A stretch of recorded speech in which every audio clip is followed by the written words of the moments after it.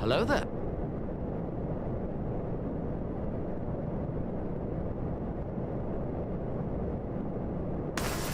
General Kenobi!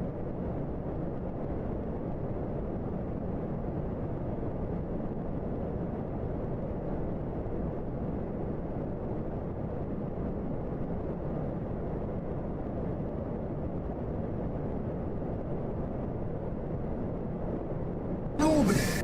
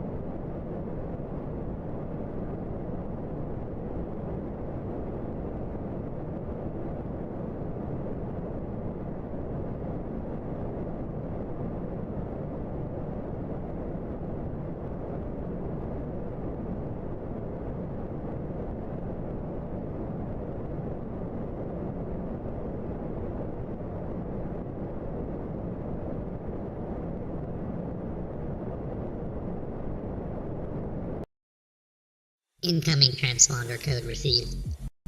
Classification: fire spray. Designation: Darth Asylum.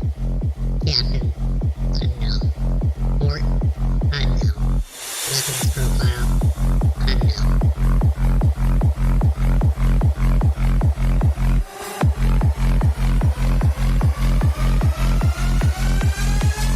Designation: Darth Asylum.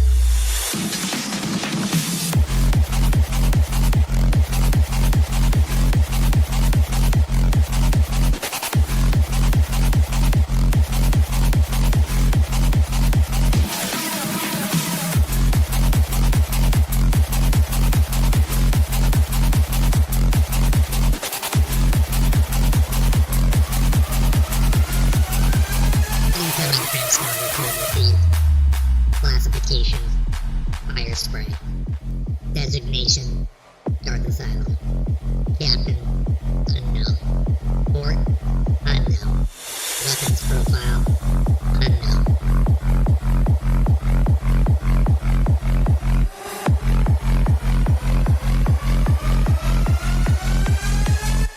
Designation: Darth Asylum.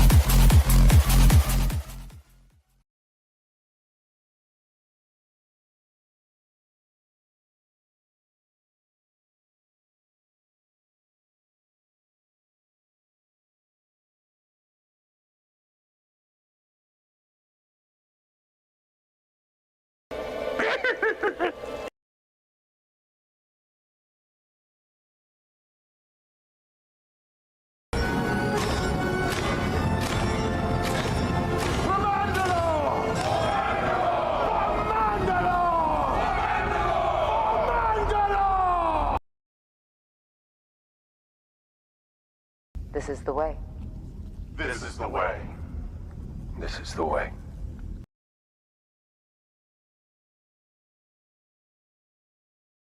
And here we go.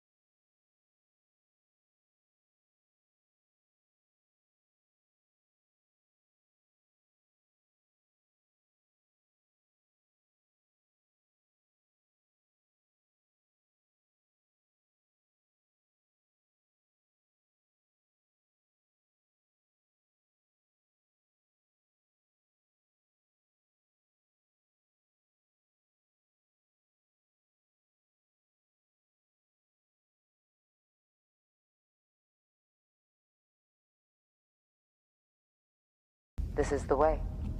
This is the way. This is the way.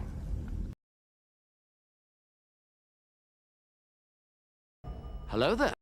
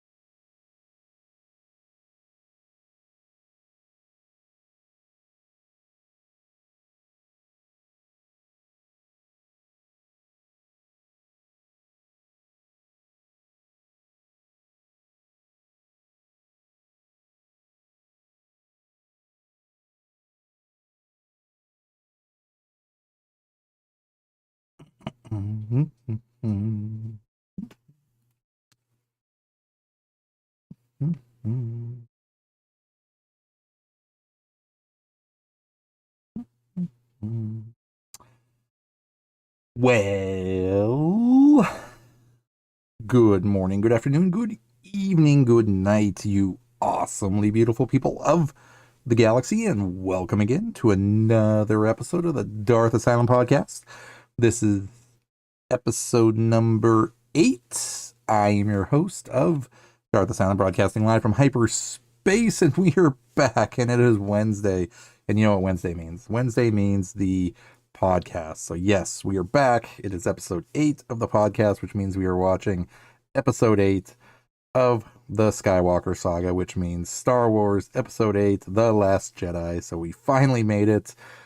8 movies in. The mic's back. I wasn't saying anything. I was actually setting some stuff up, is what I was actually doing, but that's okay. But yes, we are back, and it is Wednesday. So again, I hope you guys are having a great and safe week in your parts of the galaxy, and we are officially halfway through it. So all we have to do is just make it a couple more days and make it to the weekend. So I think we can try and do that at the very least, right? But yes, and we are back with freshly painted nails. Yes, they are purple again. We got a fresh new coat on today, so we are back fully into the nails. Already, this one is chipped off almost, and I have no idea why, but so it happens. But yes, let's take a second and recognize the legends among us in the chat. So first, on the YouTube side, we have Joshua. What is going on, Joshua? Can is back as well. Welcome back. Welcome, guys. Thank you. On the Twitch side, we have Mumbling back. Welcome back, Mumbling. Mame is back, and Mame is back. Welcome back, guys. Yes, I did start a little bit later tonight as my day ran longer, but that is okay. Why? Because we have stuff to watch. And what are we watching? We are watching Star Wars Episode 8, The Last Jedi, the second to the last of 9 movies that we've actually watched on this podcast, which I think is very, very, very freaking awesome and deserves celebration. So we can always throw one of these out there. It's my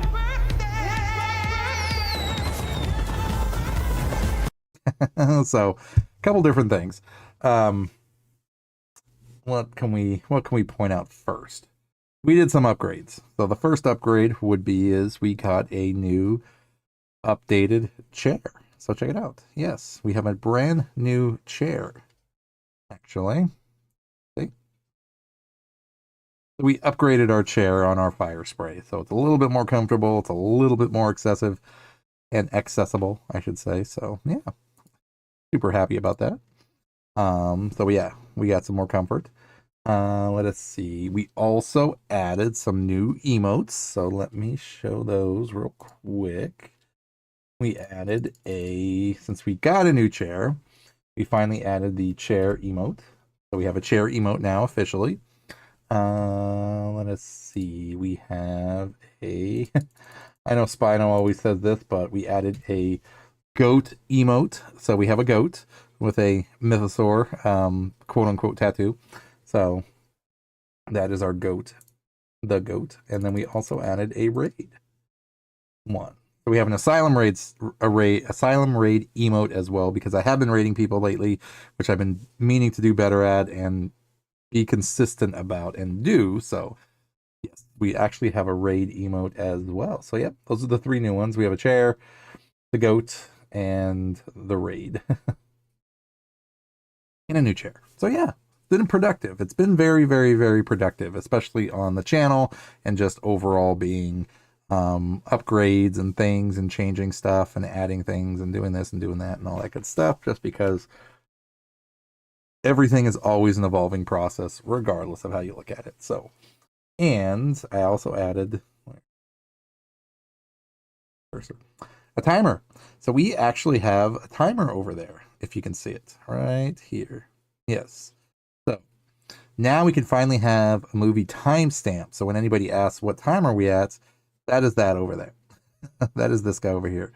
So just let me know if you guys want me to make it bigger or smaller, if it's harder to see or not. I think that's about as big as it can go, for the most part, but either way.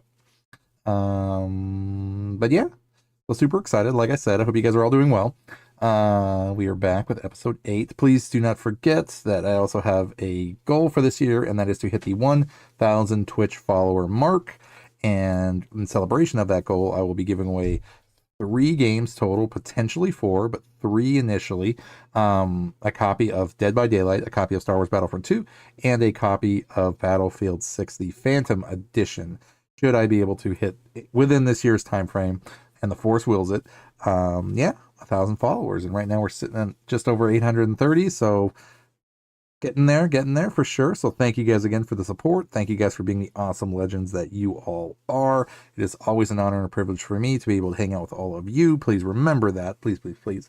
But yes, so we are going to jump into Wikipedia because I know it is late, and we're going to read our scroll and get started. So let's see.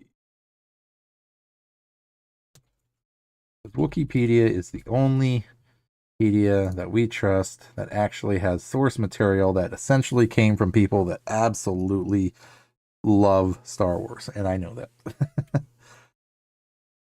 And I believe that. I absolutely believe that.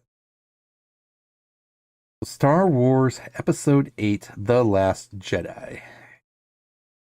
Kathy Kennedy said, and I know what we're watching. Let me read the description, and then I'll go into the disclaimer. Well, I could just say the disclaimer now anyway.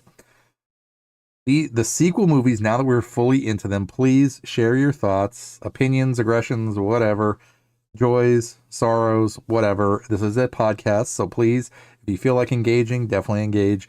I want to hear your thoughts, your opinions while we watch it again. That is the whole point of the podcast, whether it's good or bad or whatever. If you have an opinion on it, please definitely share it. Absolutely.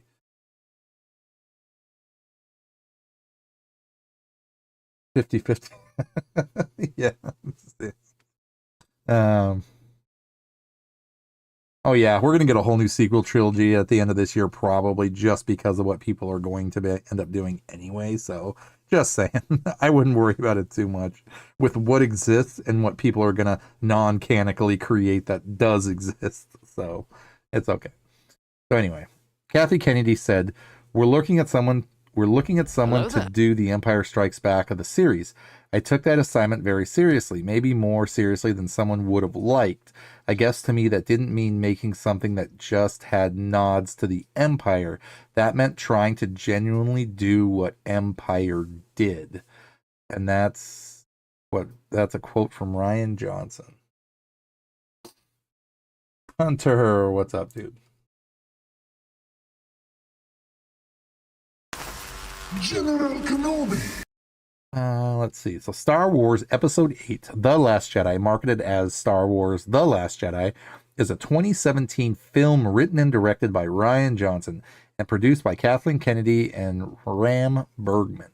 Along with executive producer J.J. Abrams, it is the second part of the Star Wars sequel trilogy.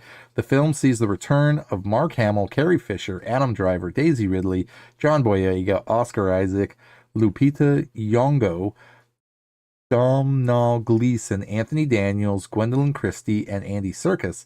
New cast members include Benicio del Toro, Laura Dern, and Kelly Marie Tran.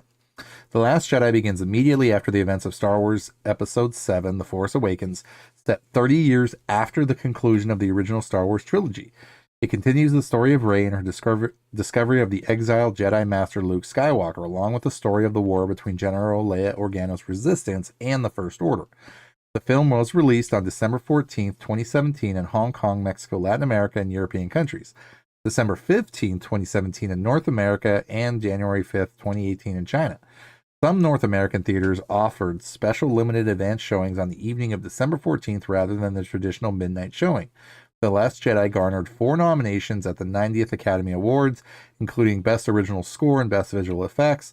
The following and final installment of the sequel trilogy, Star Wars Episode 9, The Rise of Skywalker, was released on December 20th, 2019. So 2 years later, we got the next one.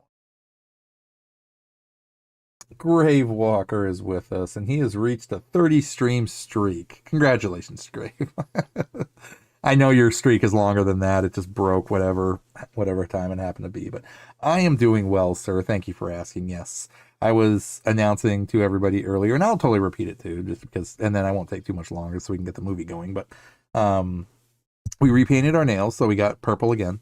But no, definitely feeling better. Thank you for asking, sir. Yes, yes, yes.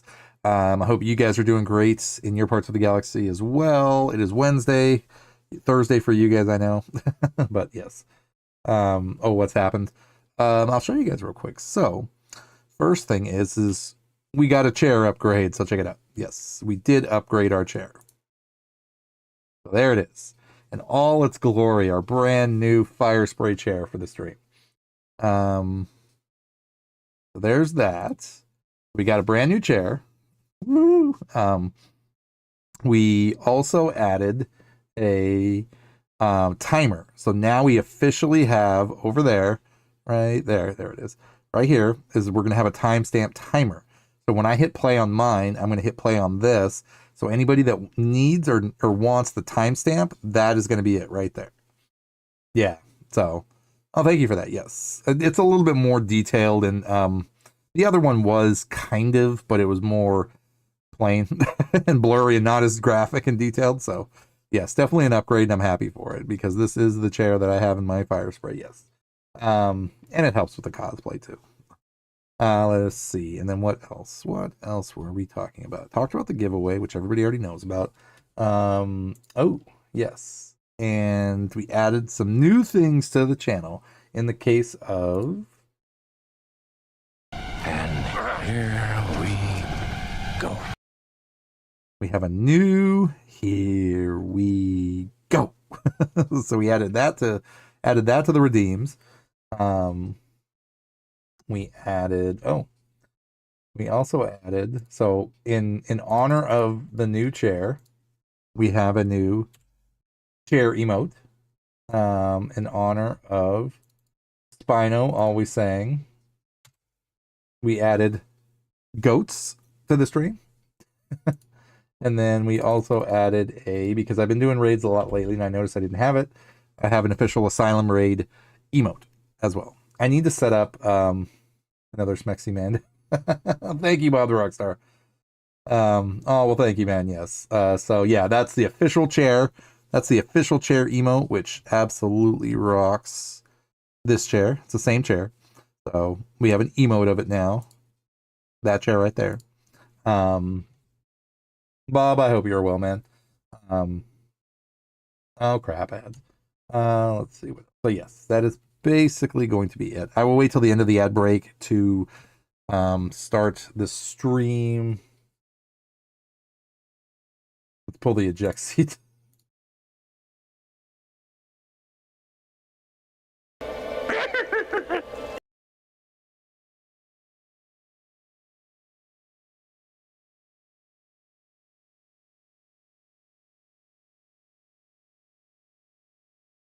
That would probably lead to this, actually. Have that order.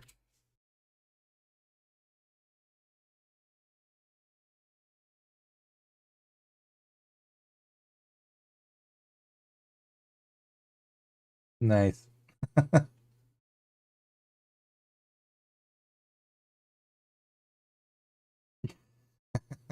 Yeah. Now I'm finally getting emotes that actually like work well in concert together too. So yeah, you press the eject button and then yep, death. But luckily enough, we have filtration systems, so they probably wouldn't work for long in the vacuum of space, but long enough to worry, try to do something, and then But yeah, we'll wait till the ad break is over with, and then while we're doing that, I will queue up my stuff. Like I said, I don't need to wait this second, but everything's basically ready. Everything is generally ready. Generally ready. Oh, let's see. Oh yeah, Grave, you were saying. Sorry, man. You were talking about um you finally got your setup. Nice, dude. Yeah, I've been lurking in and out of Shadow streams, so I don't really, catch a lot of comments that go through there. But I did catch a couple of you saying something about you were able to get your stuff, and you said you built your desk. Your monitor didn't have a camera though, so I'll have to buy that. Yeah, I mean it's not too bad. I mean cameras actually aren't that bad. I mean you can even probably get away with using like if there's a camera on your like Chromebook. Like honestly, you could probably get away with using that. Um, nice. Yeah, like I said, even for a mic that's really just kind of cheap and not crazy expensive. I mean, I know Sandy went out and bought I think what did he show me here? He's trying to get me to get like this $500 or $600 like, mic that's just like it's crazy good obviously, but I mean for me, honestly, like this what I linked to you the other day, I mean like it does everything it needs to for me. The only reason why I actually got a new webcam was because the other one I had just started like having overheating issues, and I'd had that probably for at least a few years by now. So I mean, like 3 or 4 years ish, I think. So I was just like, you know what? I'm just going to upgrade. So I basically kept the same style of webcam, but then just upgraded it to like the next version or the newest. I mean, it's still not like the best version of it out, but it's kind of like there's like the one I had, this one that I have now, and then like the newest one that's like, the one that's, tons of credits, but yeah. But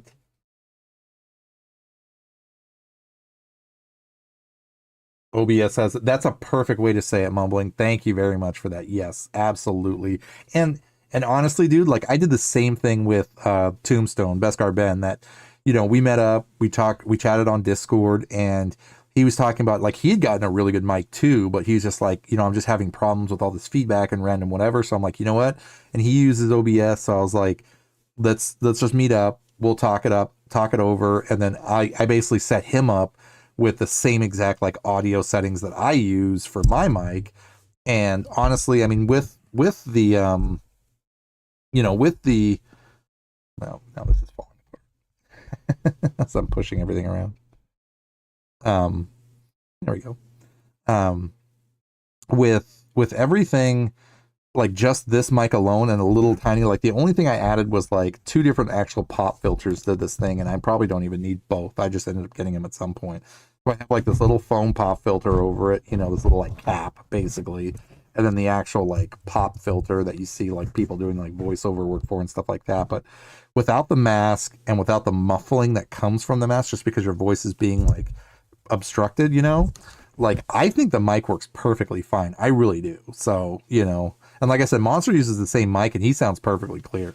And I don't even think we tweaked his audio settings either. So yeah. So yeah, overall, like Mumbling said, I mean, like some tweaks can make anything sound better regardless. And even if that's what you have or whatever it is you have or anybody has for that matter, that's perfectly fine too. I mean, you could definitely do fine with a crappy mic also, so it doesn't really matter, honestly. But okay. let's get going with the movie. So, yes, again, we are back. This is episode 8. This is the Darth Asylum podcast, episode 8. And tonight we have the privilege, and I say honor and privilege, of watching another episode entry in the Skywalker saga, which is going to be Star Wars Episode 8, The Last Jedi. We read the opening, or the introduction, I should say, on Wikipedia. And yeah, so ultimately we're going to get things set up. I'll give you guys a second if you need to get your stuff ready, but I'm basically getting ready now. And yeah, we'll get ready and get going. So let's see. Earpiece together because we get to use earbuds. Roger, roger. Roger, yes.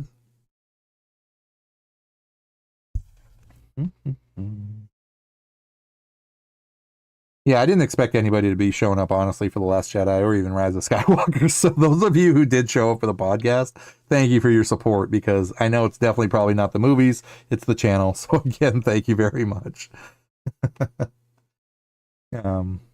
But yeah, so ultimately, on the count of execute Order 66, and here we go, we will get the movie going. If I can find execute Order 66. The time has come. Execute Order 66. All right. So, on the count of here we go. And here we go. The timer has started. I think I actually timed that perfectly to where when I hit that and the timer and my movie, it should actually be right on the second.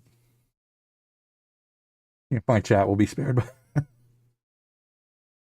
Grave, chime in, dude. I mean, absolutely. I mean, that's the whole point of the podcast, is to be interactive if you feel like it. So if you have anything to say, man, now's the time, dude. Let loose. That's what I'm seriously saying. Like, you may not be watching the movie, but if you have anything to say, go ahead.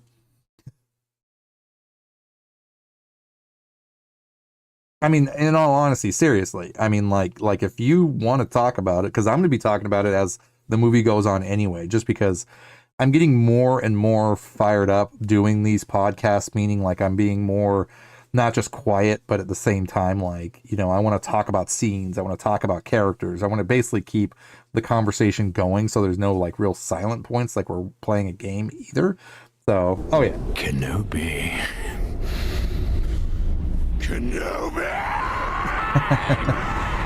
Speaking of which, actually, I think I posted something in Discord about Maul Shadowlord is coming out in like 4 weeks-ish or so, but let us look at the opening crawl real quick, and I will read it off. So, opening crawl states, the First Order reigns, having decimated the peaceful Republic. Supreme Leader Snoke now deploys his merciless legions to seize military control of the galaxy. Only General Leia Organa's band of resistance fighters stand against the rising tyranny, certain that Jedi Master Luke Skywalker will return and restore a spark of hope to the fight. But the resistance has been exposed as the First Order speeds toward the rebel base. The brave heroes mount a desperate escape. Plot sound very familiar by chance? Because I think we just read that, actually. Was literally at the beginning when it says, what was Kathleen Kennedy's quote? She said, Kathy Kennedy said, we're looking at someone to do the Empire Strikes Back of the series. I took that assignment very seriously, maybe more seriously than someone would have liked. I guess to me that didn't mean making something that just had nods to the Empire. That meant trying to genuinely do what Empire did. And that was Rian Johnson's quote. Was that he wanted to do what basically, essentially, the Empire Strikes Back did. So this movie literally starts out right at... That's a fair assumption, Grave. I mean, literally the way this movie starts is exactly that. Rebels, they found the rebel base. They are at the rebel base. They are bombarding the rebel base. It's just missing dead tauntauns and, you know, the heroes basically dying out in the freezing. Nothing is with us. Hello, hello, you beautiful people. Well, hello there, sir. Let me throw you a nice hello there. Where is it? And Hello there. I went through much technical behind the scenes stuff and did my best to refix all Java related redeems problems. So, having said that, I'm not saying we got rid of all the Jawas, but I am saying that these guys hopefully should have enough credits to leave us alone for a minute.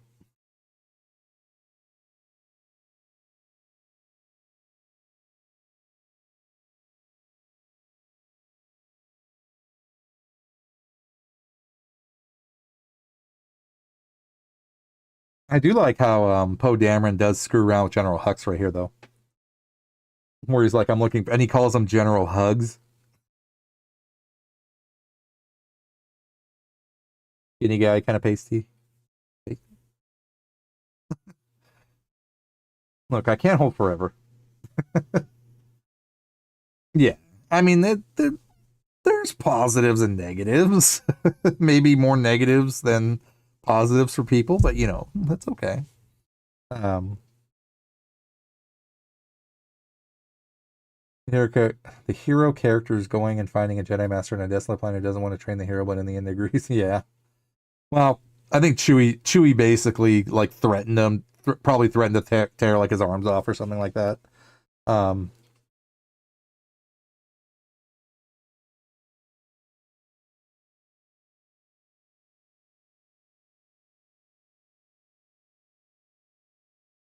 You could almost say hockey trials, nice, very cool.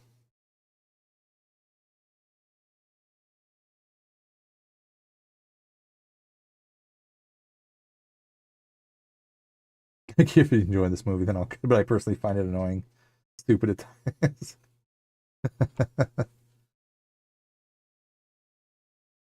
Yes, I want to hear what Grave has to say about this movie.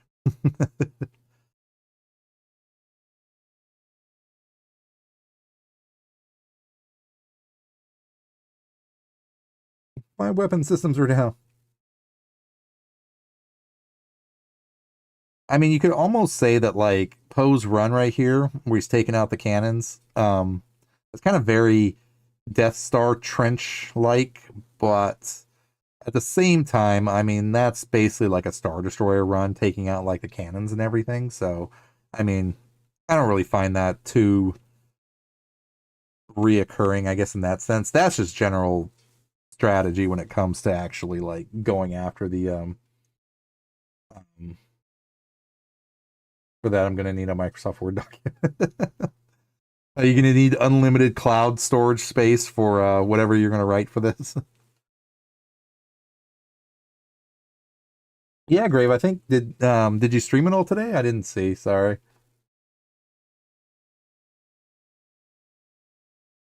Were you testing out your new setup?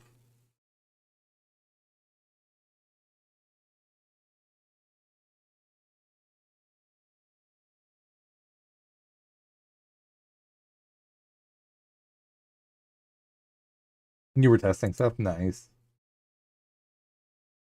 I love how they sit there and tell her she tells 3PO to wipe that nervous expression off his face. That one didn't work, did it?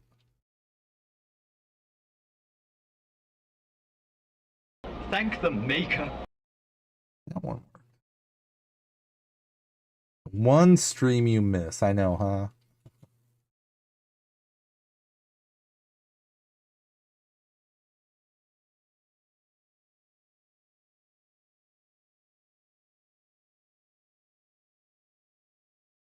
More crisp. Nice. Oh, that's right, because yeah, I mean, because you were able to stream, not this, like today's stream, but you were able to stream last stream, or like whatever last time, like I joined with the newer setup, right? Because I think the pixels did look better, actually. You fell asleep? Well, that's okay. It happens.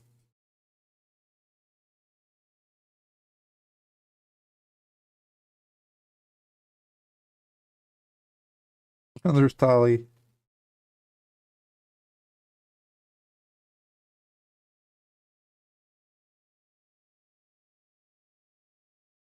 You know, what's crazy to think though is that after this movie, we have Rise of Skywalker, and then we're done with all 9 movies.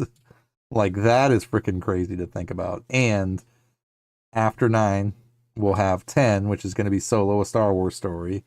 And then after that, which is literally going to be in 2 weeks, actually, because 9 will be next Wednesday, and then Solo is going to be the Wednesday after that. So in 2 weeks, actually, we'll be actually watching Solo, a Star Wars story, and fully be done with not all 9 movies, which is crazy. But yeah, I mean, and then after that, we're going to start Andor. We'll do Andor seasons 1 and 2, finish off with Rogue One, and then I need to start thinking about what's going to happen after that. Because there's definitely going to be lots of good stuff happening. Yep. Oh yeah. That's going to be all the movies up until that point. And then now that I know for sure that there is not really going to be a Star Wars celebration this year because they're saving it for the 50th anniversary of A New Hope next year. Yeah, I'm really looking forward to Andor because not only just because I've only seen season 1, but I've only literally seen like 1 or 2, like the first 1 or 2 episodes of season 2, and I'm super stoked I'm gonna have a format that's gonna make me actually watch it, which is pretty much the reason why, like, it's almost kind of like the podcast is essentially my let's watch, not let's play. So basically, Wednesday nights is becoming the let's watch, and then Thursday nights is the let's play, and then Friday, Saturday, and Sunday is just pretty much hanging out, playing games, and, you know, talking and chatting. But yeah, it's going to be super fun. I'm really, really stoked about that.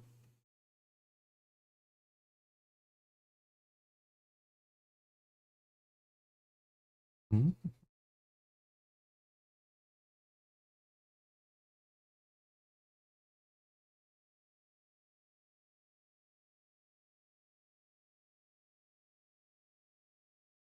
Nothing. Well, thank you for stopping in. I greatly appreciate it. Good luck tomorrow at your hockey tryouts. Embrace your inner Casey Jones and have some fun. Have a good one, man. Get some good rest. We'll catch you tomorrow. Till next time, dude. We'll throw out a nice "May the Force be with you." May the Force be with you.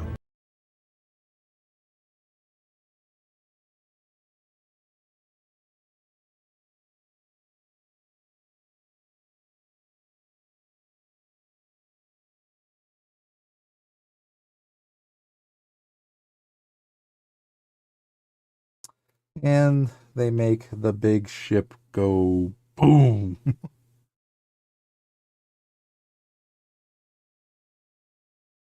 And here we go. Doesn't matter. It's still hockey nonetheless.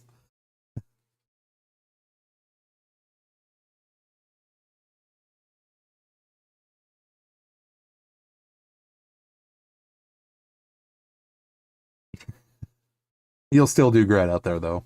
We believe in you, sir.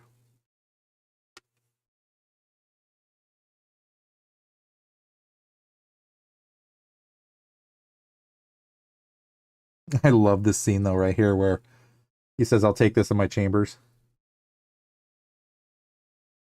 Okay, bye. He's like, "Oh, there you are."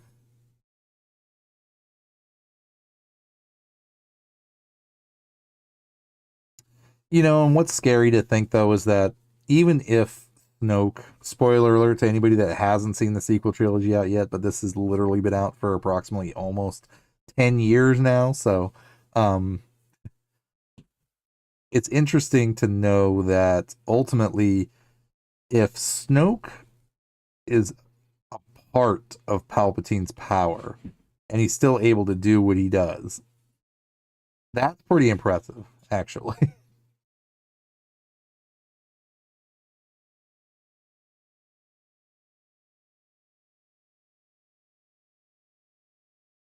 Now I can't remember. We'll have to see in Rise of Skywalker if Poe gets his ship destroyed again, because I know in the first one he got it blown up right at the beginning. In this one, within the first 13 minutes, 14, 15 minutes, he's going to get his ship blown up again. His X-Wing blown up, that is. I can't remember if he did or not, but I'm going to wait. I'm not going to look that one up just because I want to make sure if it actually happens. But yes, we are back. We are on the island. Very beautiful scenery, though. I mean, from my understanding, you can actually go and take like some boat rides around the island that they filmed this on and stuff like that.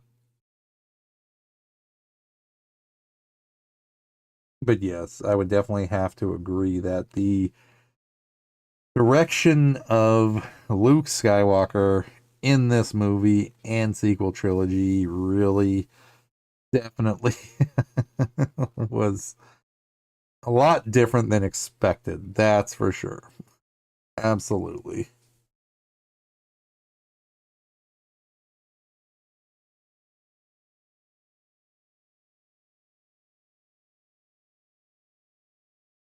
Yeah, no worries, Scrape. Thanks for hanging, man.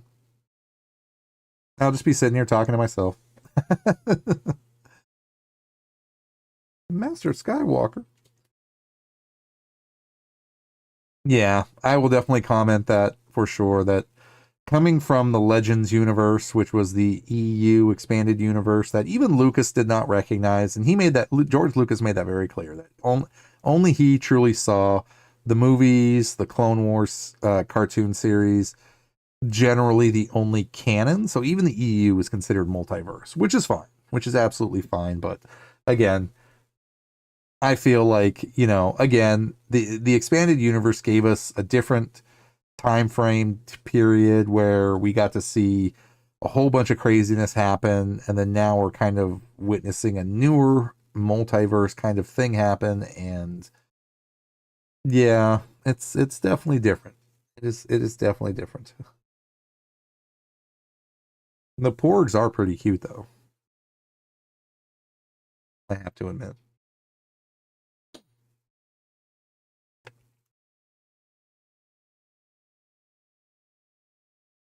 But I am a Star Wars fan, so I am dedicated to watching these movies in their entirety. It'll be a ghost town when I watch The Acolyte, do a podcast on The Acolyte too, but that's okay.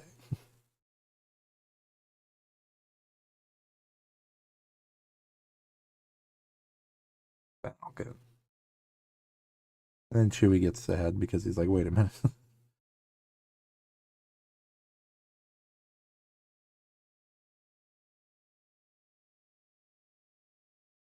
No. I got a bad feeling about this. Thank you, Supreme Leader.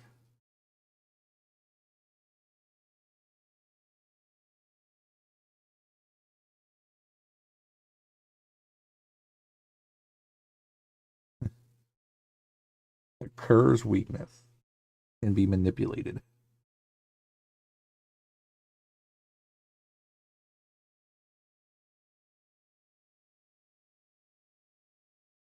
It's nothing. Oh, Red.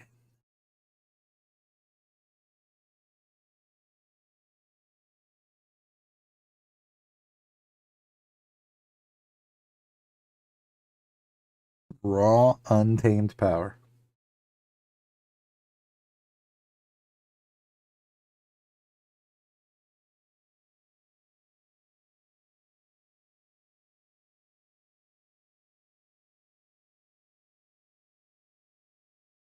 New Vader.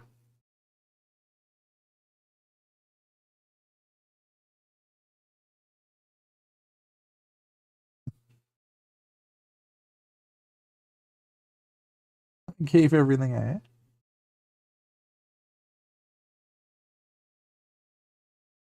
Even Snoke didn't like his mask either. Which is crazy to think about. There it is. Too much of your father's. Killed him.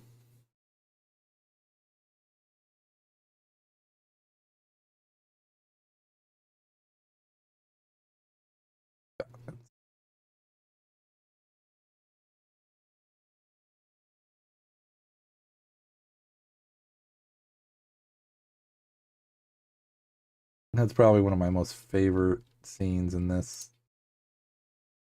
You failed! Bested by a girl who could barely wield a lightsaber. You failed. I mean, he just straight came down on him, and Kylo stood up to like challenge him, and he's just like, he like batted him away. Again, coming back to the point of being that is just a snippet, like just a barely like chunk of Palpatine's power let free.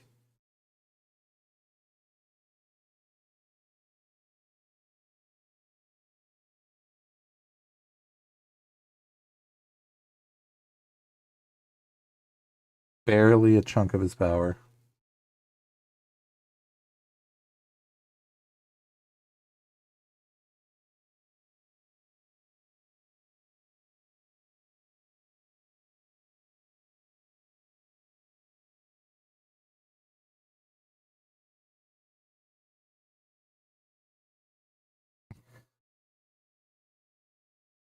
No.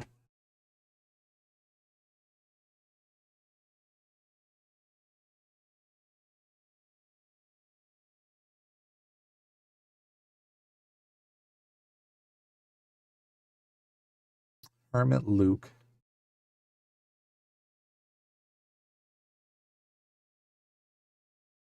You don't need Luke's.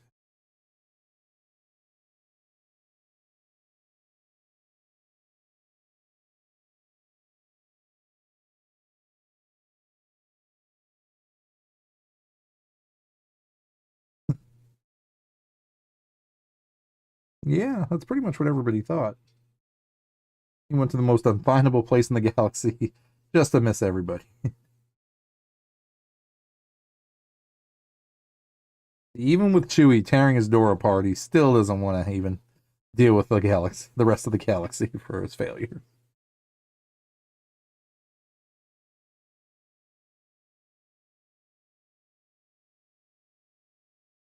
There's definitely a lot of uphill walking in this movie, for sure.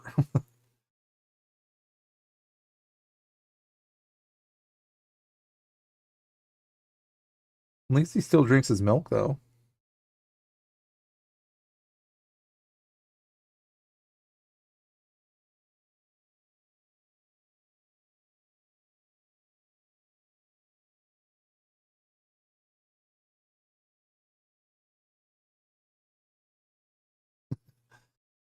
Awkward eye contact. Engaged.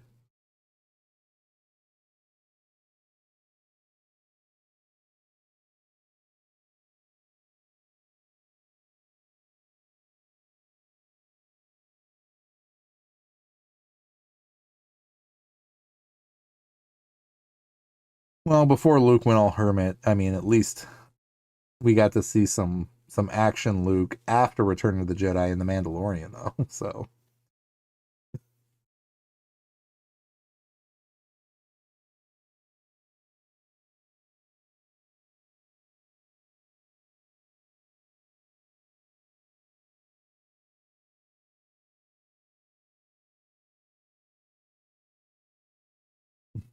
he fixed his door at least.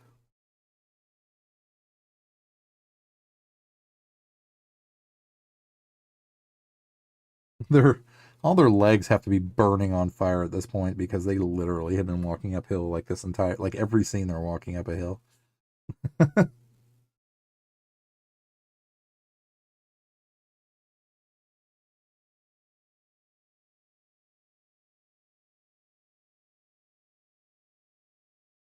He hears the dark side caves.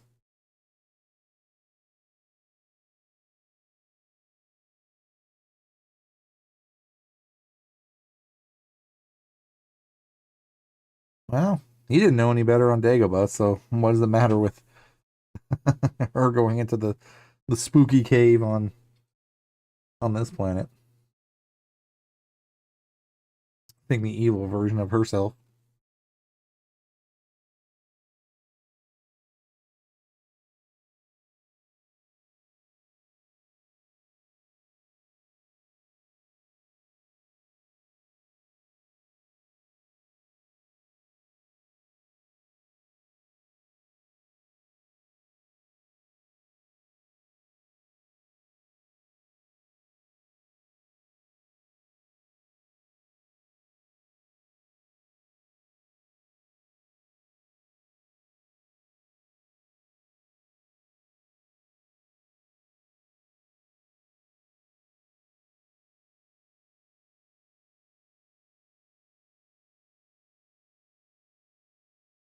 We know that symbol.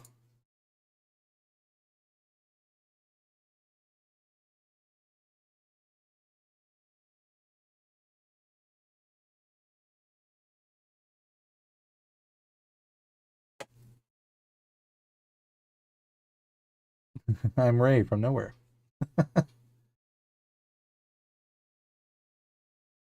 No one's from nowhere.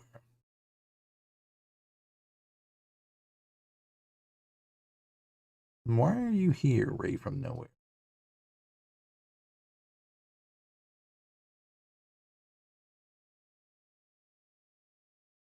Why are you?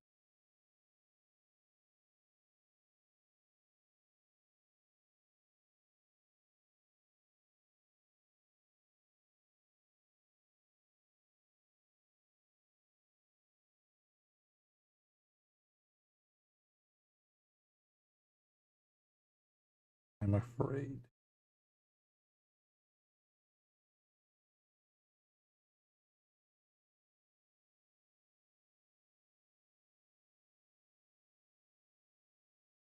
You need a teacher, but I can't teach.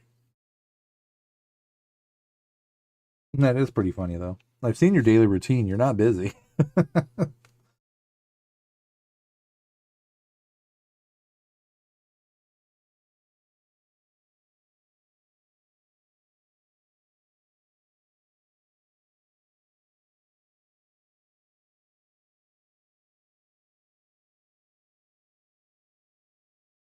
Time for the Jedi to end.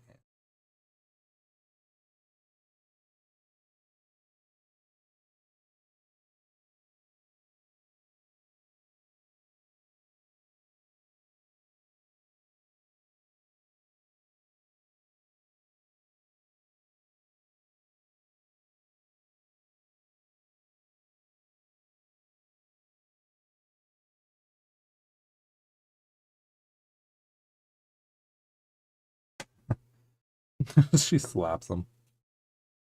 Your head out of your cockpit.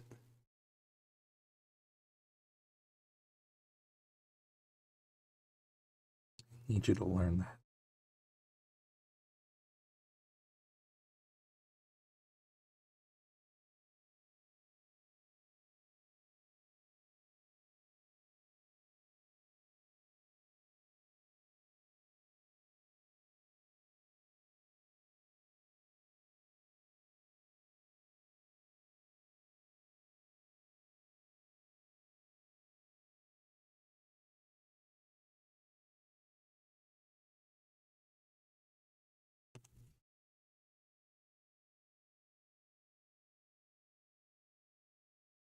That's impossible. Not really for them.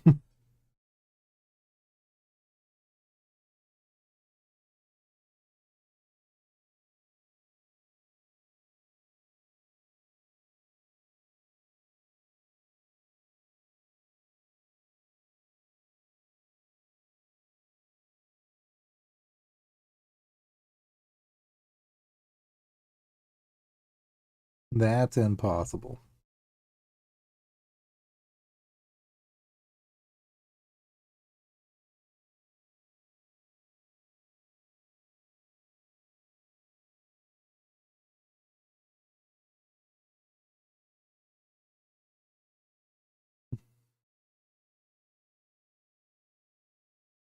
Permission to jump in an X-Wing and blow something up.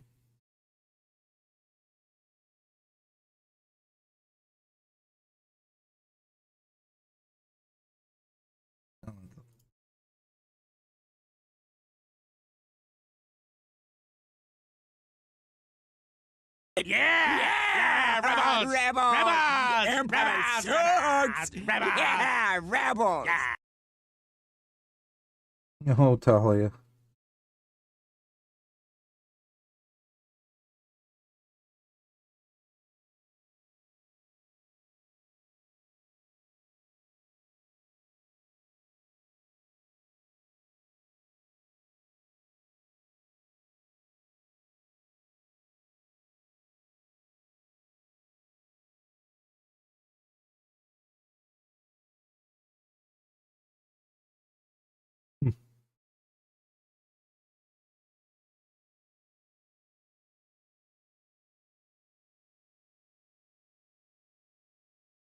With that one hit, Kylo takes out the entire friggin' hangar bay.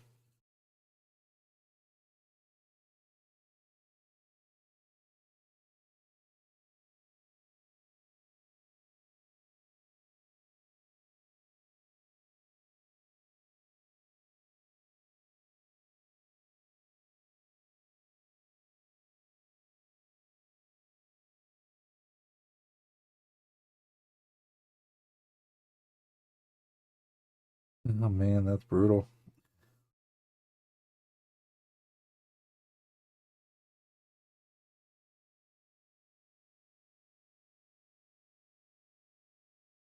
And she can fill Kylo.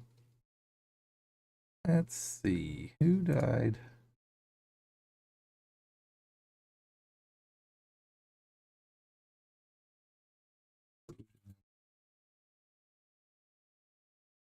Who died in the hangar? So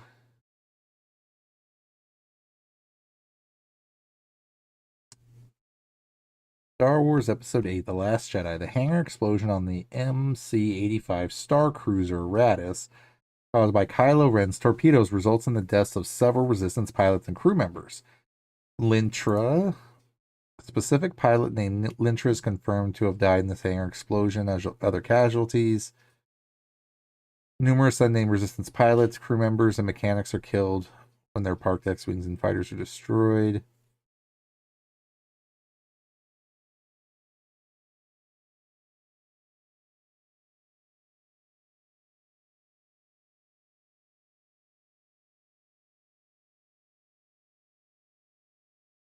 And Talia also.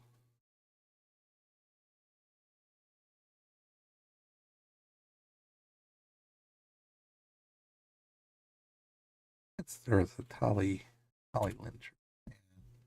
Lintra, that's what they said.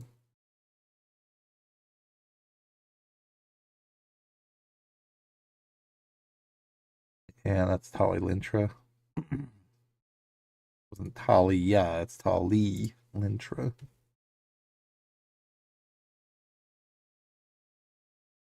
Mm-hmm.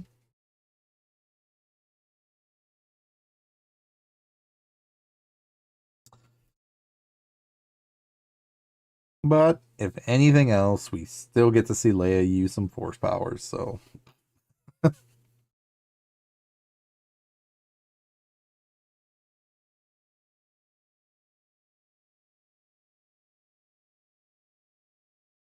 because Luke did train her to use some stuff, so at least he was able to help. Even if he wasn't there.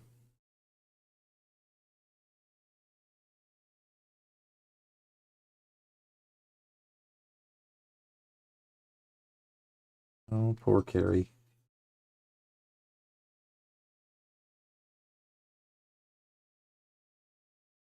I love how Finn just sits there and decides, you know what, screw it, I'm out.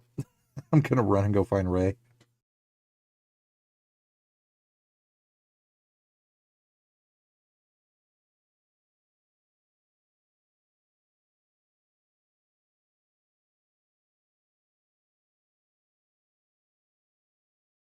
Chewie's gonna eat some porg.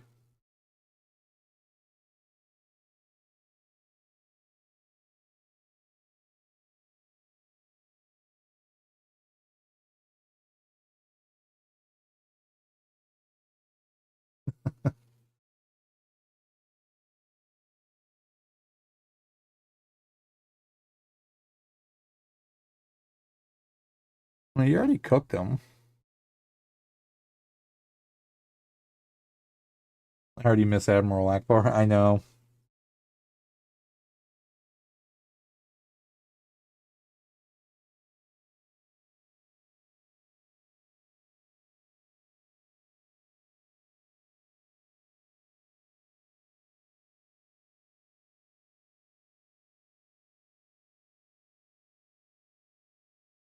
It does say though. Um, I shouldn't be laughing, but it says that yes, Chewie was preparing to eat a porg in Star Wars: The Last Jedi. He hunted, plucked, and roasted at least 2 of them on Octo, but stopped when the remaining sad-looking porgs watched him, causing him to feel guilty, though he did consume them. So he still ate them. It's just he didn't eat them right there at that point where he felt sad.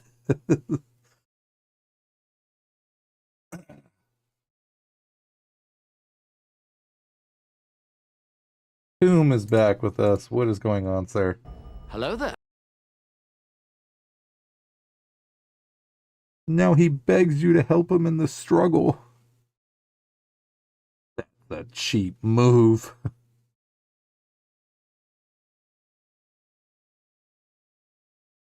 Help me, Obi-Wan Kenobi. You're my only hope.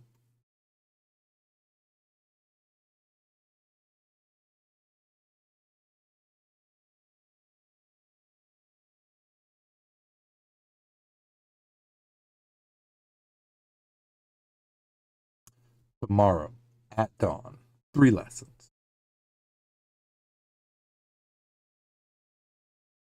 I mean, for what it is worth, there is actually quite a few funny moments in this movie where, like, I love the scene where he tells her to reach out with the Force, and she does the like reach, you know,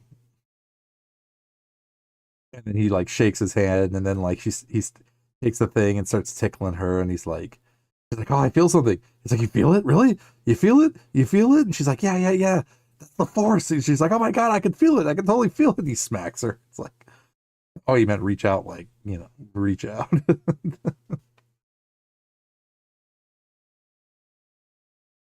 Still can't watch for these. I keep forgetting what day it is. So essentially the way it is, Boom, is so my Wednesday nights Pacific time, which technically at this point I did start later anyway, but either way, it's your Thursday evening, because since you're in Australia, and I know you and Hunter share basically the same time frame. Yeah, because New Zealand is like a few hours ahead of you guys anyway. So for Grave, it's a lot later. But like usually when it's like Grave's midnight, it's like my 3 a.m. time the previous day or early that morning. And then I know it's confusing, but um but yeah, always think of it this way. Like when I start my streams, it's always so like for you, my stream days are Thursday night, Friday night, Saturday, Sunday, and Monday. So Monday night for you is going to be Dead by Daylight for me. Your Sunday night is going to be Star Wars Battlefront 2. Your Saturday night will be typically Battlefield 6. Your Saturday will be Battlefield. Your Friday will be Dark Souls. And your Thursday will be the stream. Nice. Very cool. I'm still clinging onto the one I have with the younglings. Because apparently they love phones and technology now, and yeah. That's awesome, man. I don't know if it's an Apple or a Droid, but I am a Droid person. Yeah, I've never liked Apple's like what's the word? Proprietary software that they lock down, but I've always liked Android's like kind of open, like files policy and stuff like that. And it's kind of like talking about like Mac and Windows.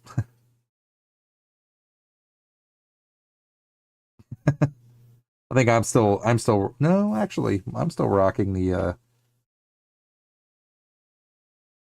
this is actually my new phone. Actually, newest phone. I think it's the 25 is what I got.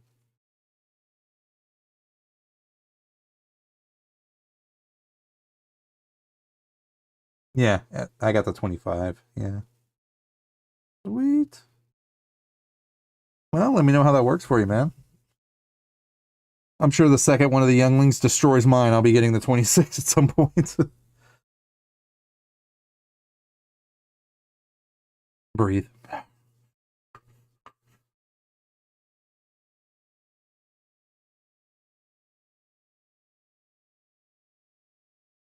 May the force be with you.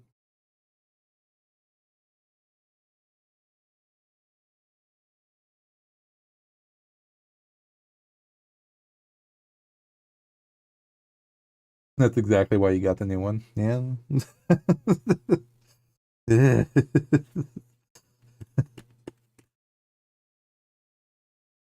It happens. It happens.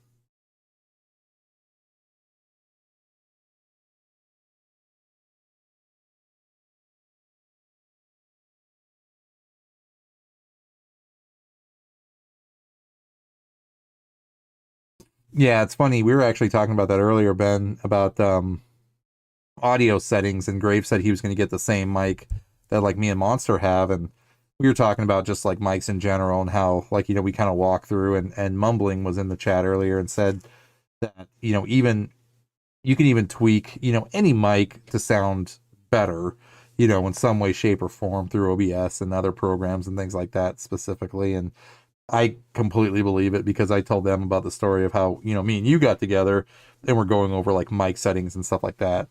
So I don't know if you got a chance to either re-record or try new stuff out or anything on your mic, but let me know how it worked out as far as like the audio qualities and all that good stuff. Yeah.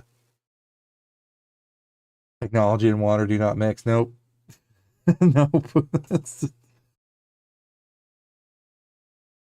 Again, it's the same concept of throwing these guys in there with it.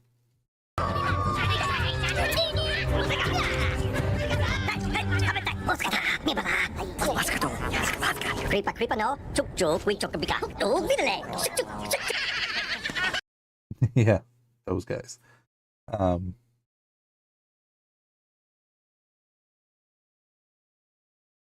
Oh, we forgot to do this for Admiral Akbar. Rip Admiral Akbar.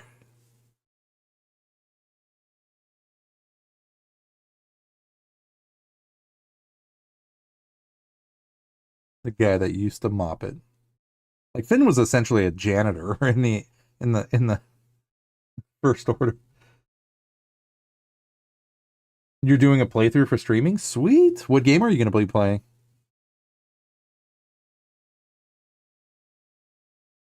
That's very awesome.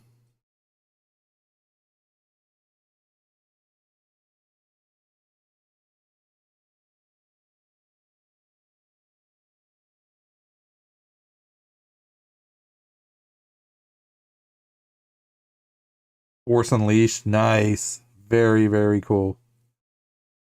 Yeah, I did those ones back to back because they're not too long of games, actually. And I think I was even able to do it over the course of like 2 days. Like I think I did it like on a Friday and a Saturday, because they're not crazy long games, but they are freaking so fun to play. Yeah, it is freaking awesome.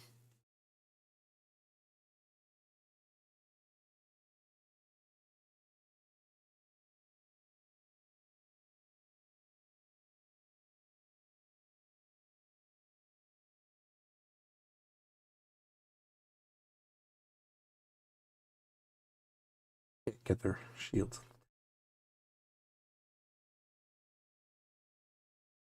Could I do it? Of course I could do it. Maz.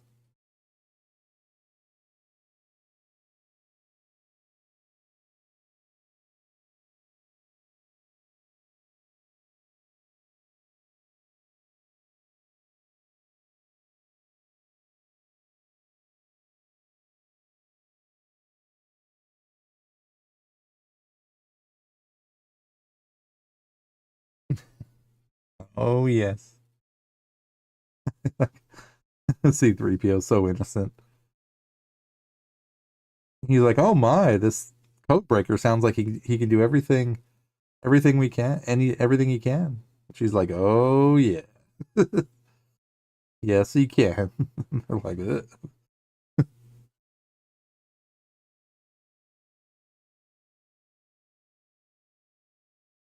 Find the master code breaker.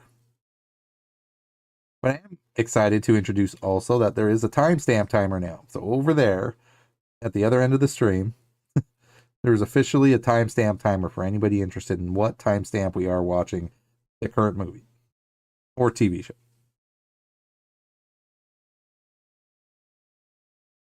Yeah, we were thinking. I was like, how could we sit there and do a timestamp and not have to worry about anybody not knowing where we're at? And I was like, well, wait a minute, I'll just put a clock on there, a timer. So, yep. And I was actually proud of myself that I was able to generally start it to where, like, right when I said, okay, I'm starting it, I was able to start the movie and start the timer, like, right generally at the same spot. So it's within, like, maybe a second, maybe two off, but it's basically right where we're at. So.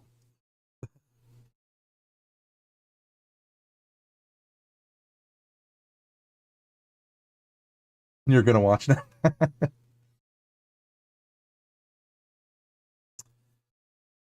Like my actual like time right now is 2:29 a.m. I did start late tonight, so I mean I've been streaming for about an hour and 24, well, exactly an hour and 25 minutes at this point. So that puts us at 1:04-ish. So 1:04 a.m. is when I started tonight. So ultimately, I did start a lot later than I normally would on Pod Night, but that's okay. I mean, again, these movies are only a couple of hours, so they're nothing crazy, crazy. You know, we'll end just after 3 o'clock, so it won't be too bad. But yeah, I'm right at 2:30 a.m. Pacific West Coast time.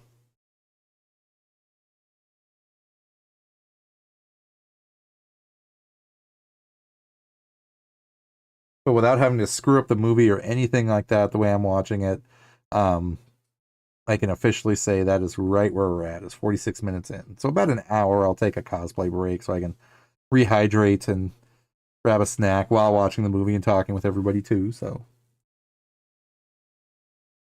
oh, Ben, yes, check it out. So I also have these.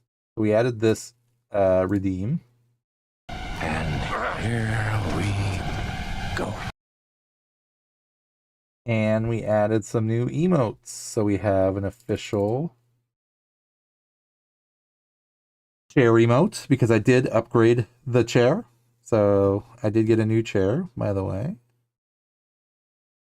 A newer detailed chair, that is. So we're rocking a new fire spray chair. So we have an official emote for that. Added a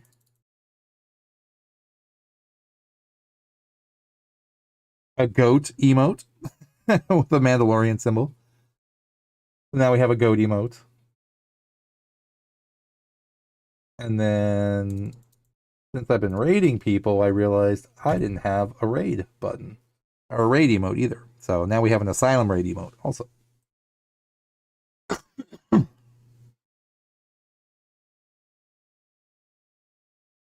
Make things float. Because you're the goat. No, you guys are the goat. No take backsies, infinity. I should have put that in the actual goat thingy. I should have put no take backsies, infinity. I might have to update the goat.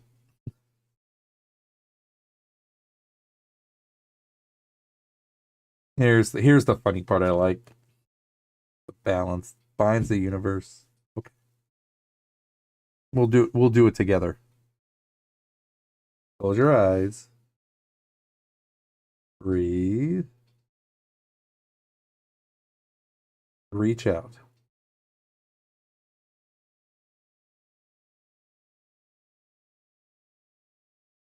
I feel something. That's the force. It must be. Ow. You meant reach out like.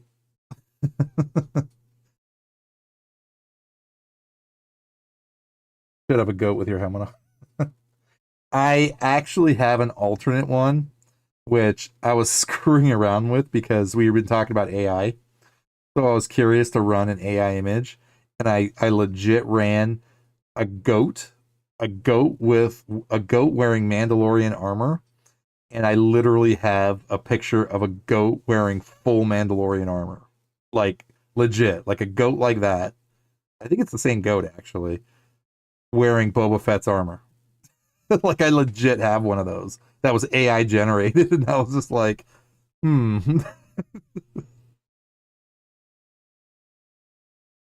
Or a goat with my helmet on. Yeah, that was another thing I was gonna do, but it's up for interpretation or change, that's for sure. That's kind of more of a placeholder goat, I guess.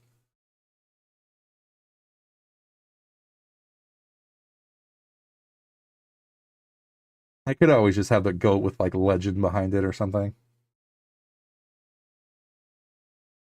For you guys, not me, for you guys.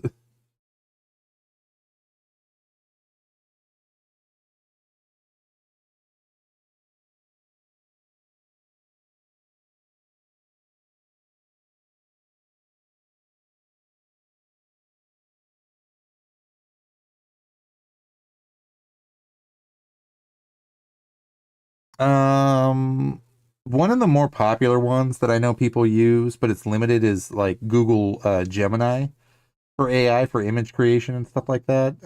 That's the one I particularly used for the one that came out the way I did. But I think you have to basically take two image, like the easiest way to do it, honestly, and this is me explaining how to use AI, is it's basically a mashup of two pictures. So if you take like a picture of Boba Fett and his armor, and you take like say a goat, I think that's what I literally did, and said make this goat wear this armor.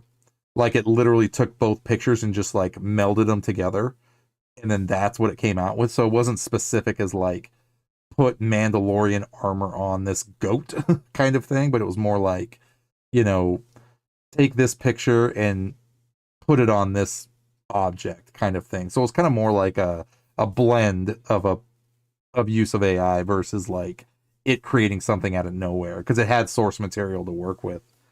Yeah, yeah, yeah. So I mean, if honestly, if you are going to use it, and that's perfectly fine too, um, just be not specific, but give it source material to work with because then it doesn't have to think on its own exactly what it's going to use, but just be careful because that source material can be reappropriated, if you know what I mean. So it's like, again, the whole AI thing is a weird new concept. So the only thing I've been using AI, and we were talking about this not too long ago, like the last stream on like Sunday or Saturday, I can't remember, but we were all talking about it, and the way we actually repainted them today. This is new. We got new coloring today. Yeah, we got a whole new coat. Um, but thank you for noticing. Um, yeah, the way I've been using personally AI is more of a filter because I use things like Photoshop and After Effects quite a bit. So the way I've been using AI is not to like create like new images, but basically using it as like a filter, like you would like through Photoshop or After Effects to basically help create an effect, than actually create something out of nothing. So that's generally how I've kind of like used it a little bit here and there.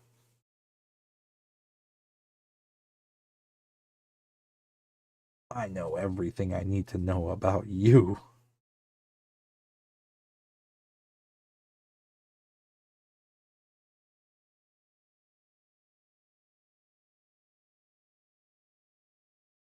You are a monster.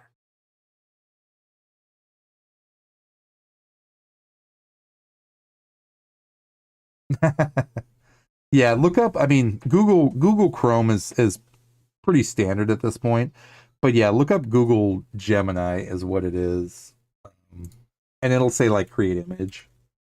You only get like a certain number to use unless you like sign up for some kind of um subscription, I think, to be able to like actively use it. But for what it's worth, I mean, you could knock out a few images before it tells you like, okay, because it only lets you use like X amount for like a 24-hour period or whatever, because it just doesn't want you to be cranking out tons and tons of stuff, I guess, unless you sign up for some kind of service for it through it. But um like I said, I've only used it a couple of times to use it as like a refilter kind of device. But aside from that, though, I mean, yeah, but I'm not sure, honestly, because I've seen a lot of AI stuff and a lot of good AI stuff and a lot of stuff that they probably shouldn't be doing with AI. And but I don't know what programs they're using for all of that. Because I mean, people are creating like full blown like TV shows and movies and just like scenes and just like stuff out of thin air.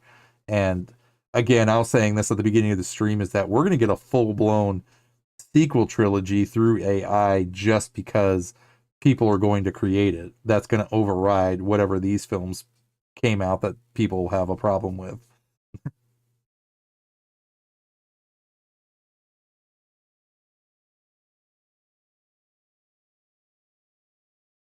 Yeah, I am kind of bummed that they didn't really use Rose too much, and the poor actress was got so much grief again for her role and just.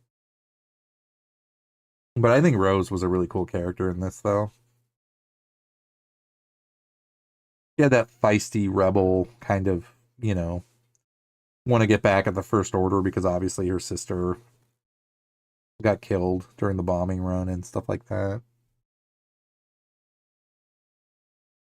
I love how that drunk little alien's over there trying to put quarters or coins into BB-8.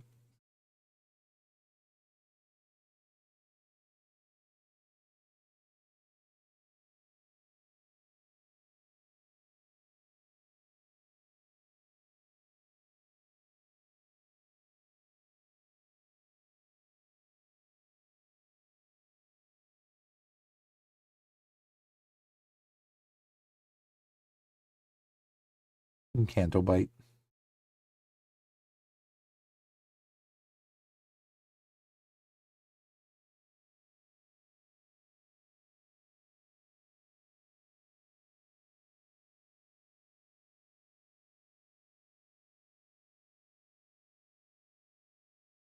Told us to test their weapon. There's part of the new Jedi Order right there, that little kid.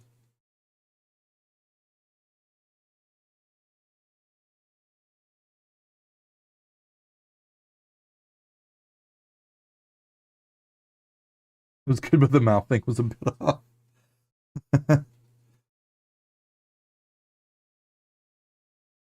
I love that line. I wish I could put my fist through this whole lousy, beautiful town.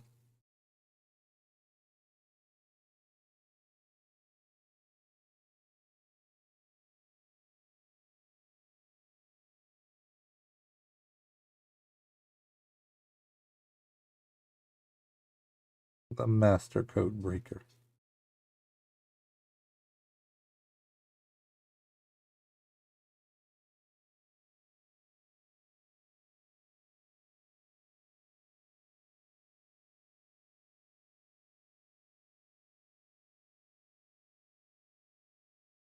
Not now. I'm on a roll.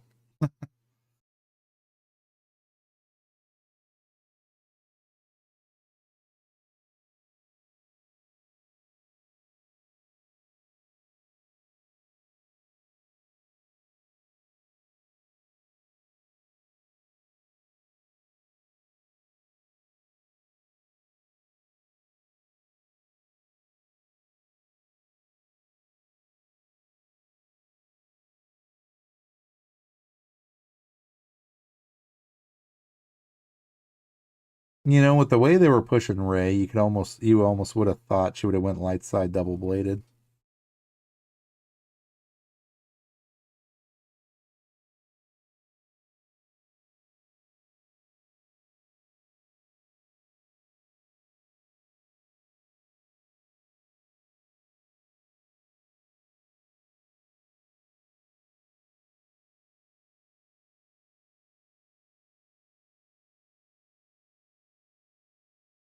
Luke starts watching her.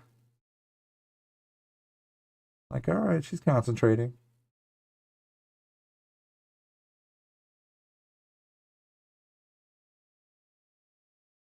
And there's the oops.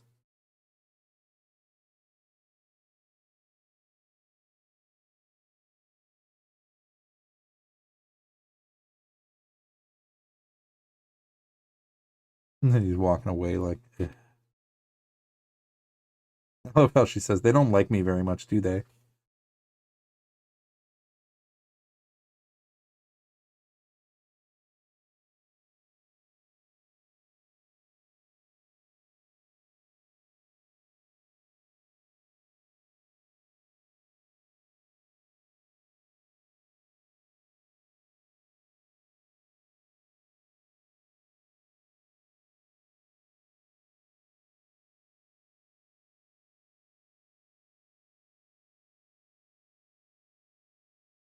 You believed he wasn't going.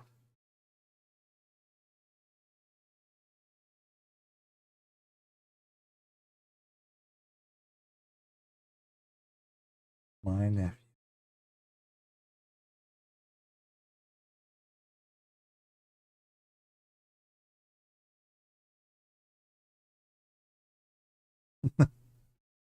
Han was Han about it.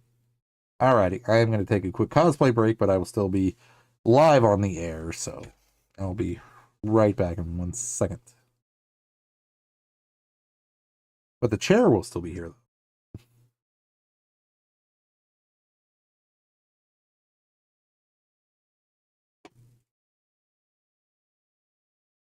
though. It's too late.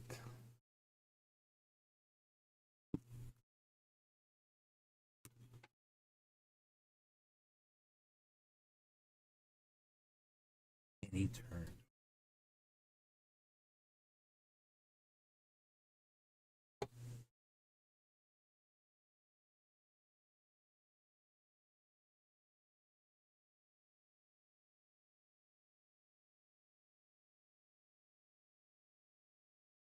He slaughtered the rest.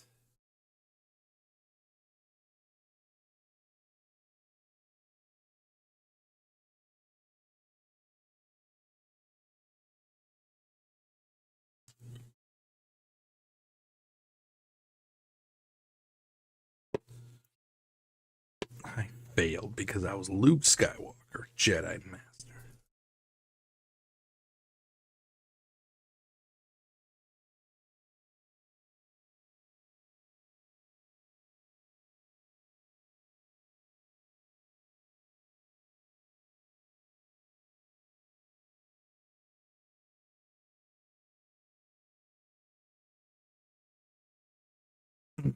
She does have a point, though.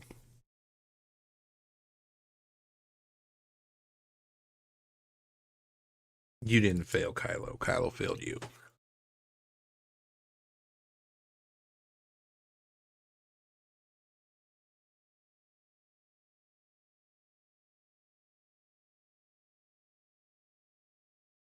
Which does actually beg the question. For Ben Solo.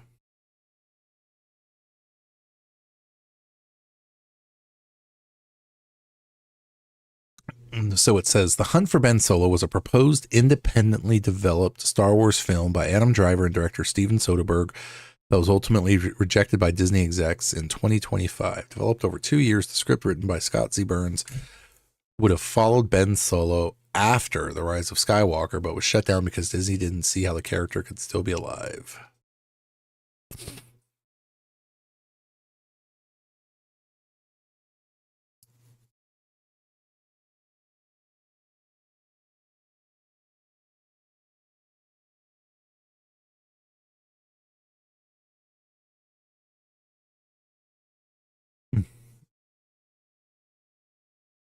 Rejection by Disney. Despite initial interest and approval from Lucasfilm, including Kathleen Kennedy and Dave Filoni, Disney executives Bob Iger and Alan Bergman rejected the project. Reason for the cancellation. The primary reason given for the rejection was that Disney did not believe the character could or should be alive following his death in The Rise of Skywalker.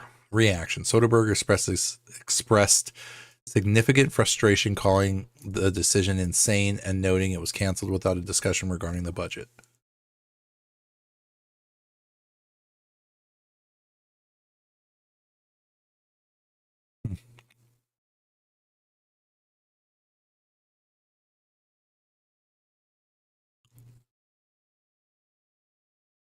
The project had the working title Quiet Leaves, was seen by some as a potential way to continue the character's arc, but it ultimately did not move forward.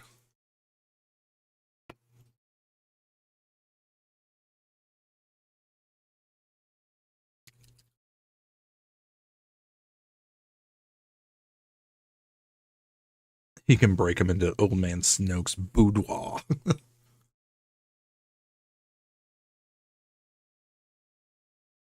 It'd be extremely interesting to see what that looked like.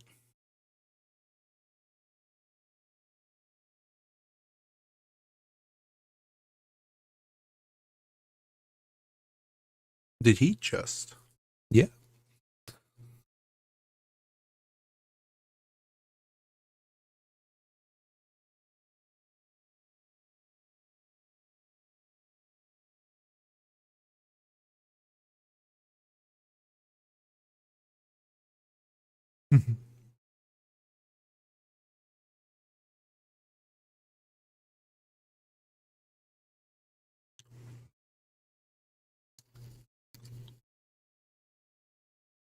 BB-8 just sits there and throws money at him.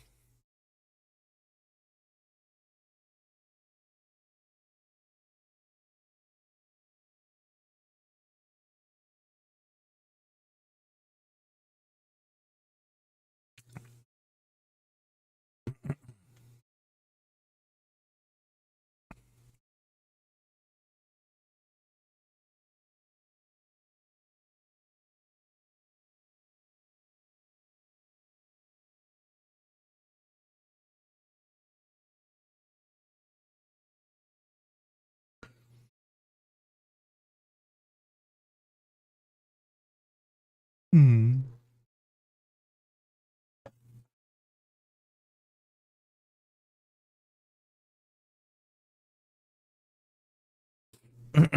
They literally live in there with him.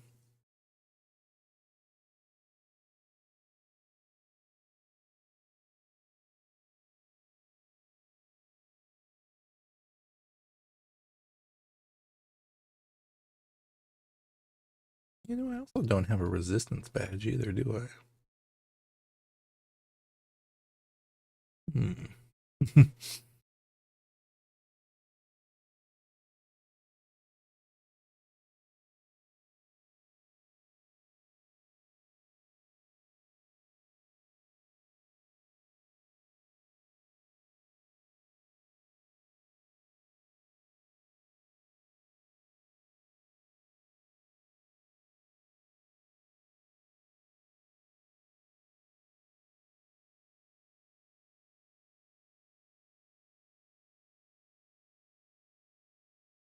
I like that. Stop enjoying this. Jeez. You're just having a good old time destroying stuff. But again, I thought Rose Tico was a really cool character. Let's look up some of her backstory so we can bring some context to her.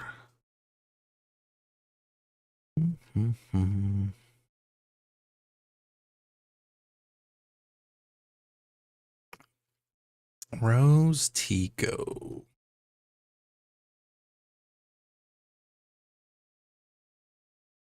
That's how we're going to win. Not fighting what we hate, saving what we love. Oh.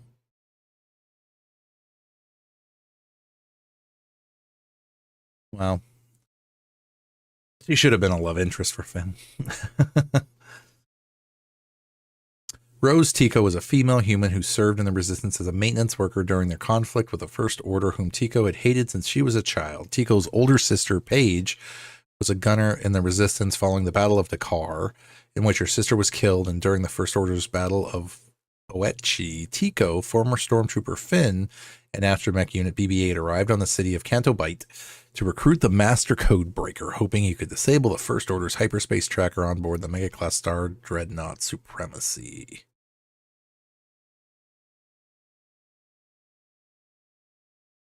It is, actually. That's where they got the part of the, well, next to Sabak anyway, but yeah, the races that they that you can bet on. Yeah. This is the same place that you start out on. Yeah, this is your home world. You're like in the slums of this place. Let me double check, but I'm pretty sure it is. Yeah.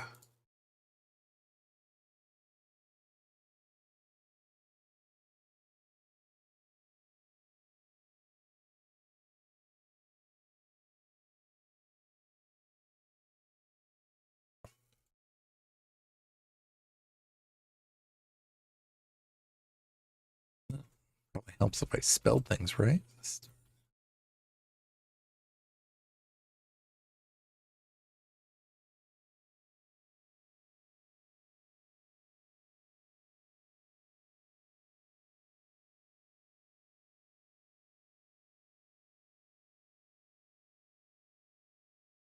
Yeah, Canto Bite.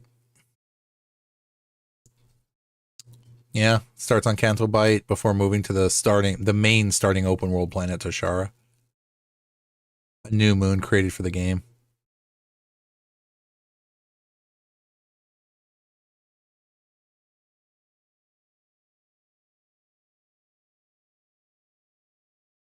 Yeah, you're right, man.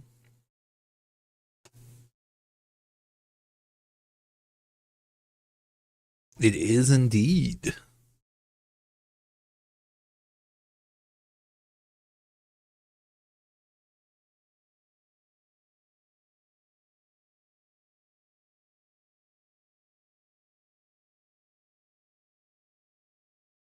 Luke cut himself off from the Force.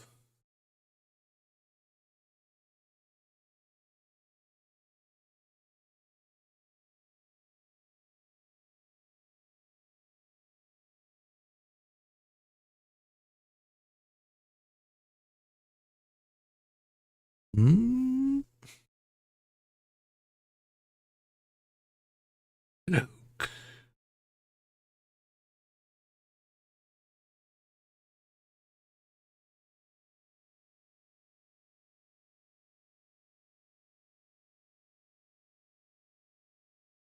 Yeah, me too.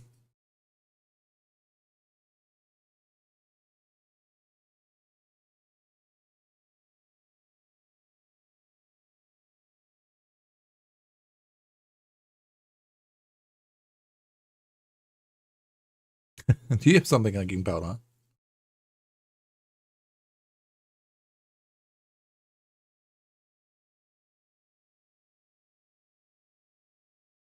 Why what? Say it. Why did you kill him?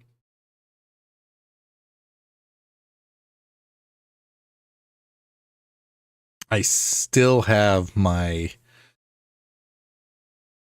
curiosity with who her parents truly are.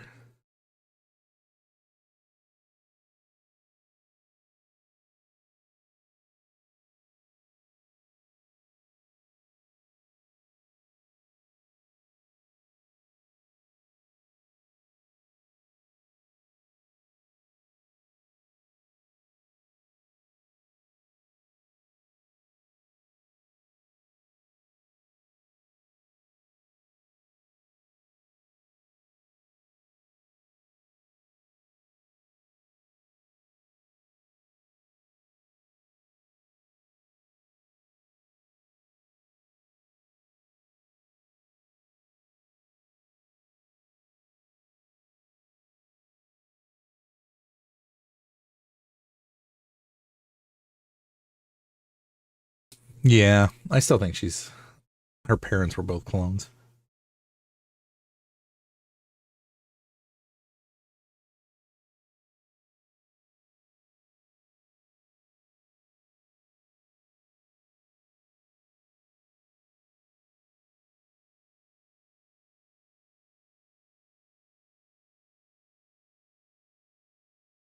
He's like, screw it, I'm going to the dark side. I love how part of Luke's training is that he's like, you went straight to the dark. You didn't even resist. Like, it was so shocking.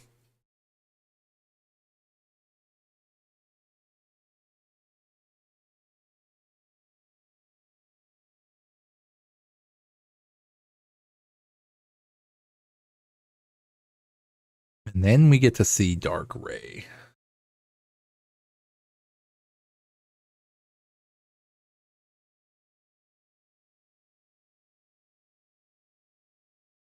Well, not until the next one, I guess, but still.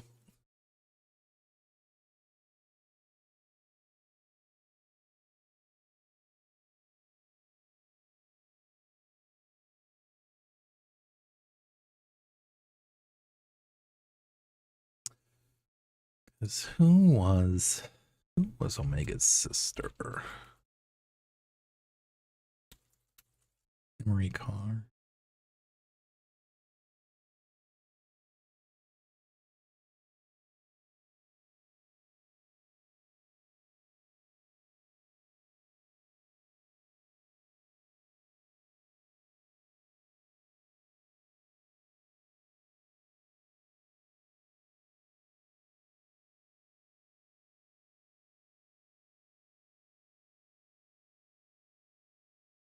What happened to Emery Carr?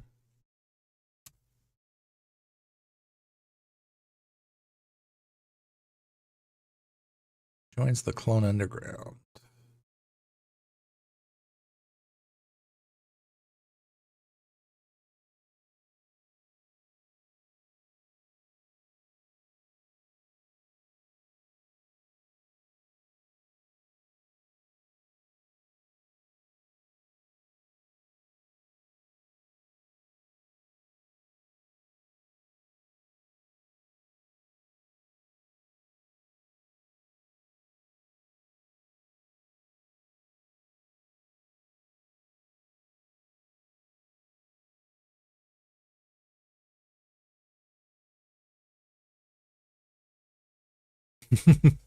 I don't know. I still think that's her. When she sees that image of her parents.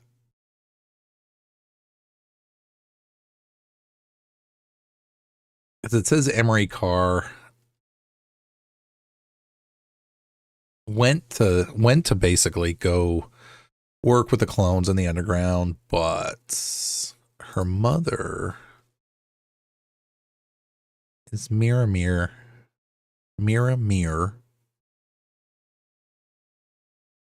But they have not made any kind of connections.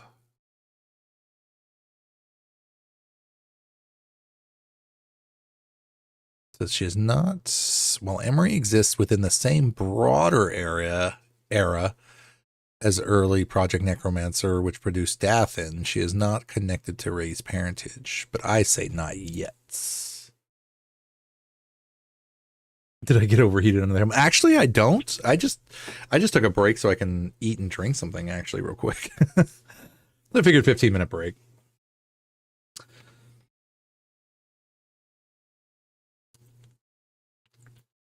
But honestly though, I mean, I don't even have any fans under my helmet, but it's actually really comfortable and it doesn't restrict like my face or anything or my jawline or my cheeks. So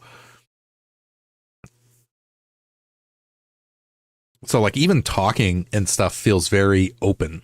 It really does.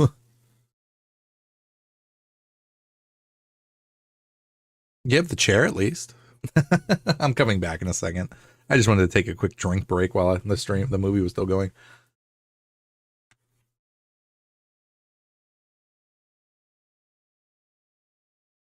Stop. Love how she was trying to attack Luke. Chair stream. Again, that's why I created the emote. Because we were talking about before anyway, that the chair needs an emote now, so figured, you know what? With the new chair comes a new emote. One of these days I'll do a chair stream just for fun.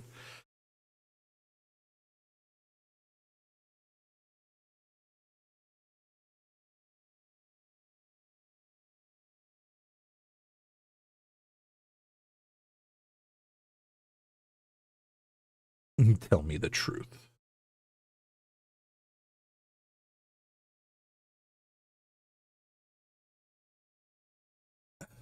Saw darkness. Hello, darkness, my old friend.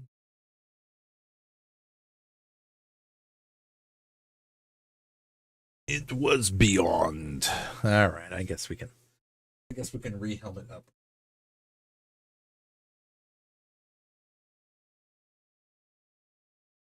He who would bring destruction and pain.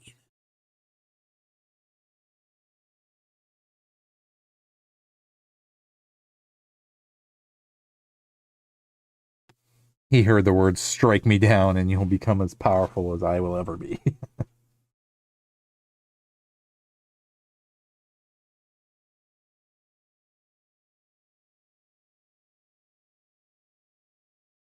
Yeah, that's pretty rough. He said the last thing I saw was the eyes of a frightened boy whose master had failed him. Yeah.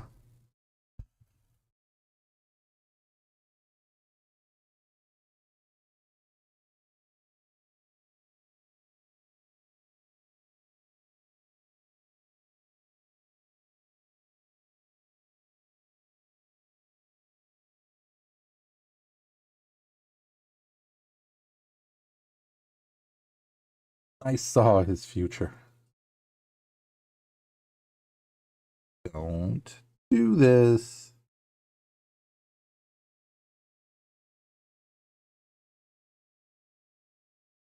He does hand her the lightsaber. It says here.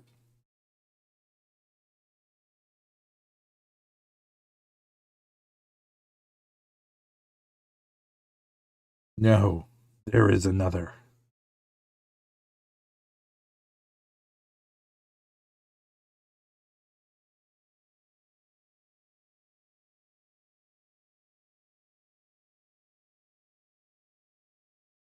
Well, she did make a lasting impact on him, though.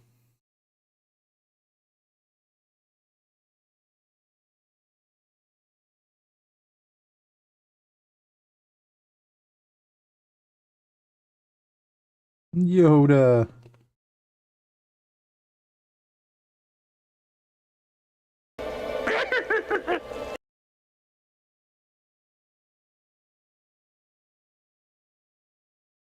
Young Skywalker.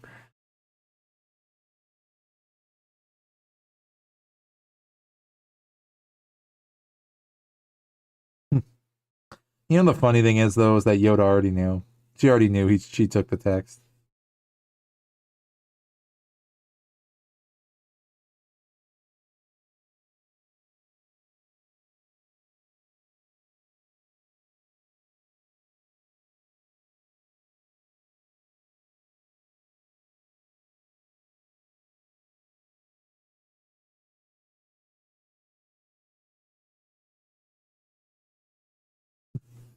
Yoda.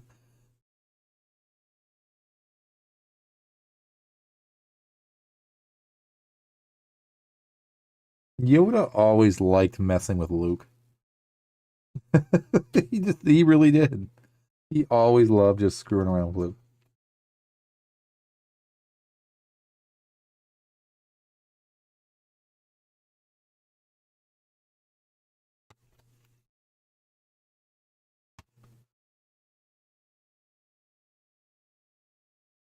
Hmm?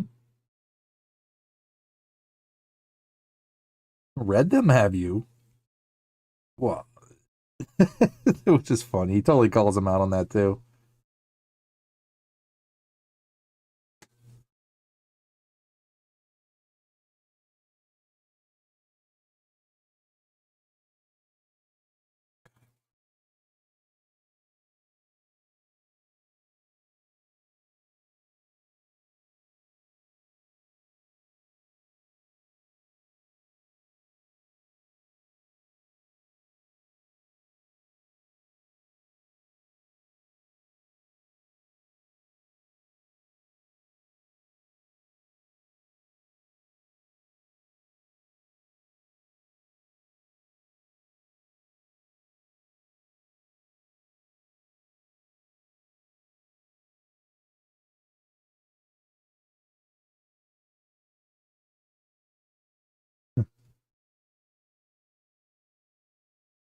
Greatest teacher failure is.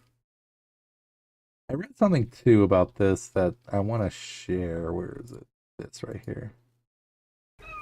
Do or do not. There is no try.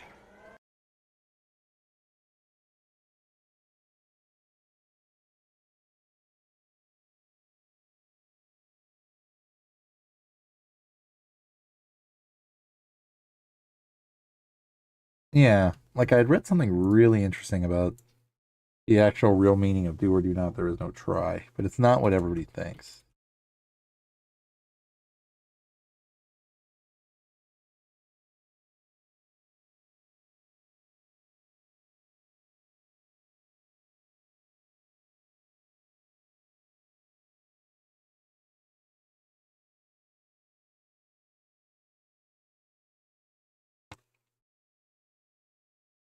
Let's see. So this says, do or do not, there is no try. It's a famous Star Wars quote by Master Yoda, meaning one should commit fully to a task without allowing for doubt or hesitation. It teaches that trying implies a lack of confidence, leaving room for failure, while doing requires total commitment. So, commitment over doubt. The phrase emphasizes that focusing only on the outcome removes the excuse of just trying.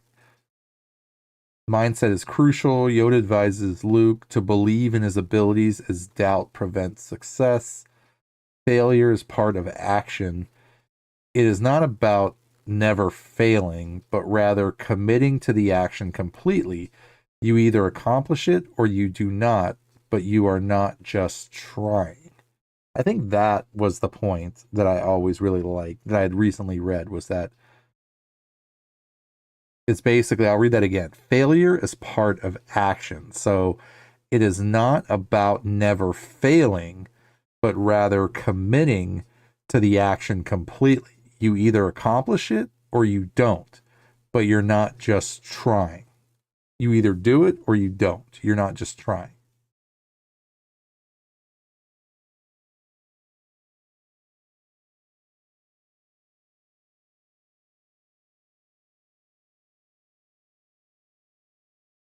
So here's some usage examples and context. So daily life. Instead of saying, I'll try to get this report done, say, I will get this report done. It transforms a half hearted attempt into a firm commitment, overcoming procrastination. When facing a challenging task, this phrase is used to eliminate hesitation and force immediate action. And then the no try in action, similar to the scene in The Dark Knight Rises where Bruce Wayne jumps without a rope. It means removing the safety net to force success. Yeah.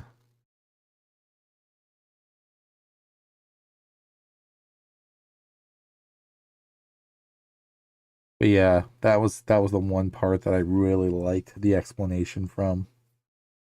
Failure as a part of the action. So it's not about never failing, but rather committing to the action completely. So either you accomplish it or you don't, but you don't just try.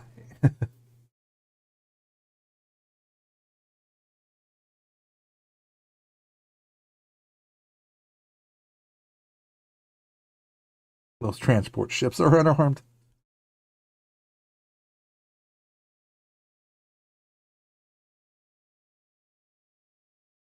You are not just a coward, you are a traitor.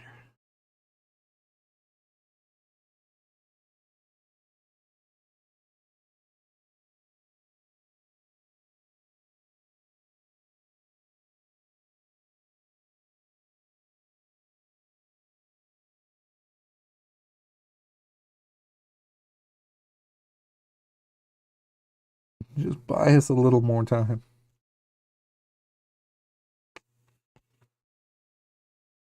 I love how you just see the books right there.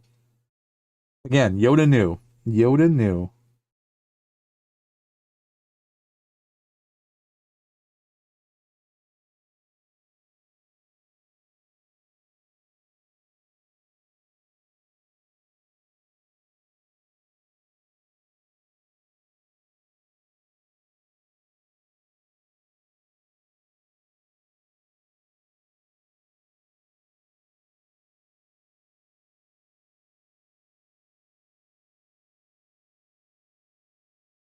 It's like for a brief second you think she's going to jump in an escape pod from hyperspace.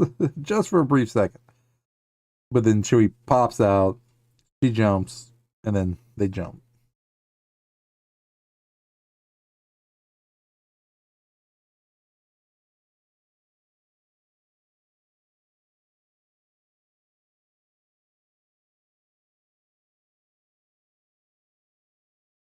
There's Kylo waiting.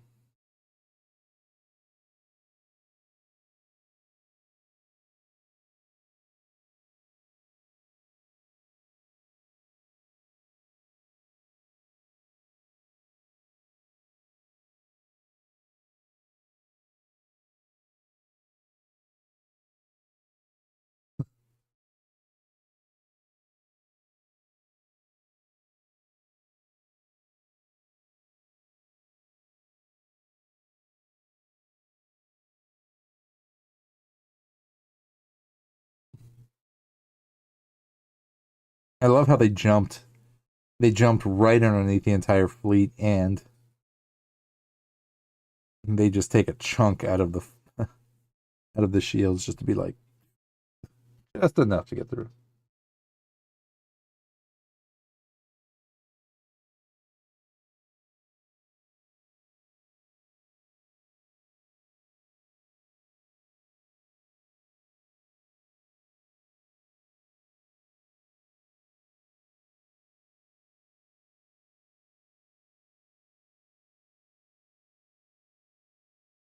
Well, at least he didn't kill him. If they moved, stun him.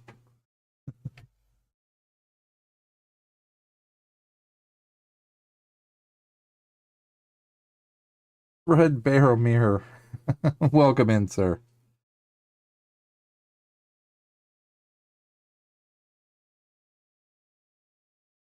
I have not actually contemplated that message, sir.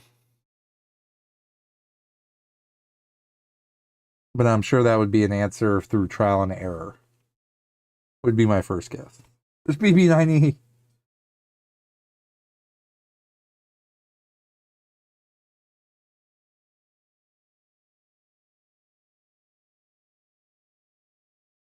We just saw BB-9E.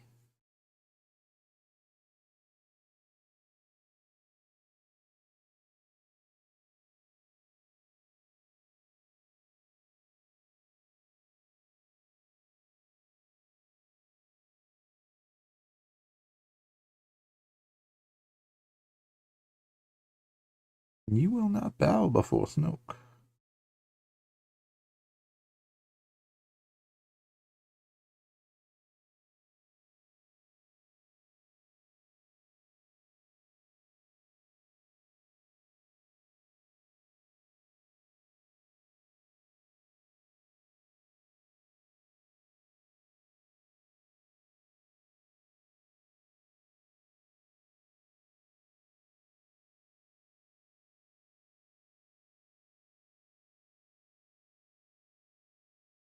Oh, he's going to see Snoke. Well done.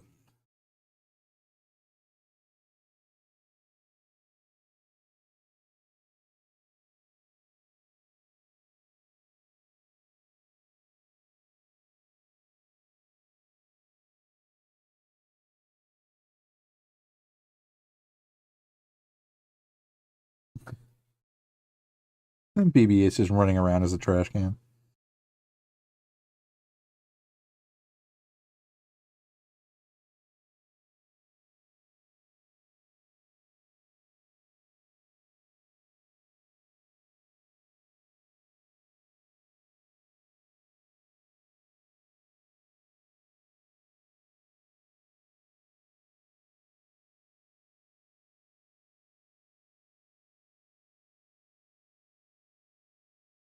Well, at least he was able to give her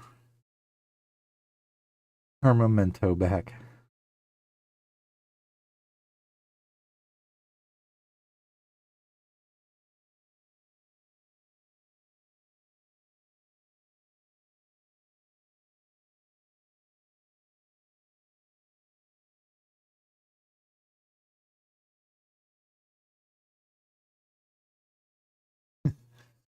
Three PO's a part of a mutiny.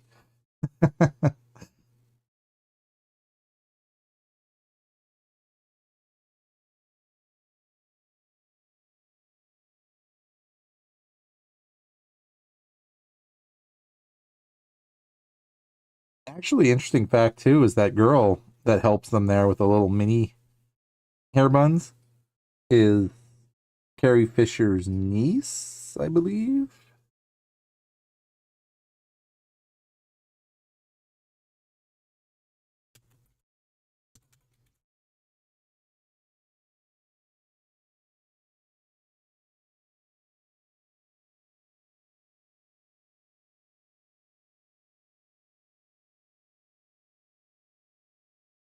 Her daughter. Oh, that's her daughter. Holy crap.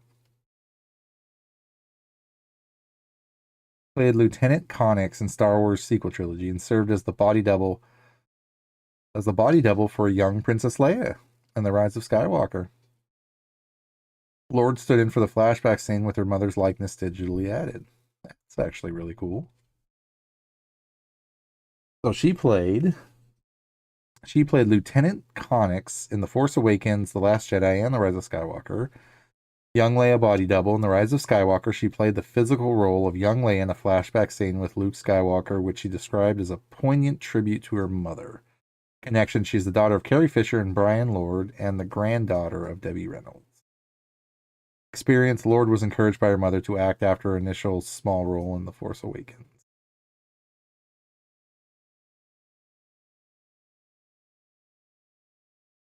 So that was her daughter, actually. Holy crap.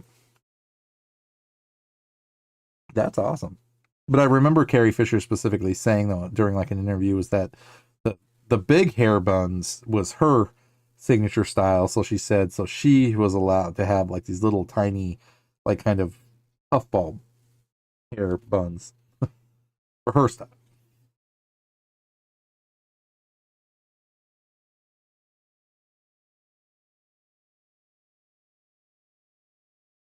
Too many losses. Sure you can.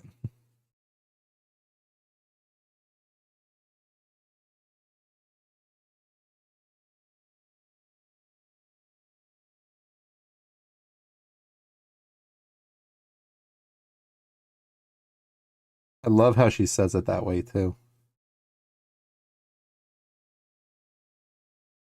May the force be with you always.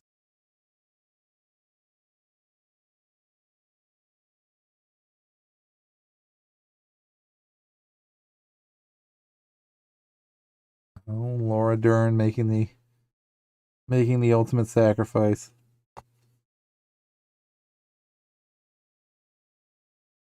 Come closer, child. Why are we talking like Bane all of a sudden in The Dark Knight Rises? I just said Rises right when Snoke said it too.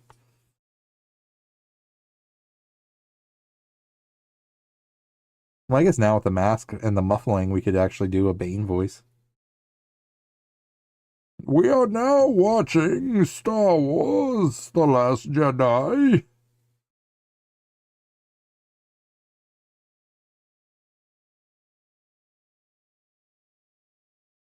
Snoke is but a mere puppet.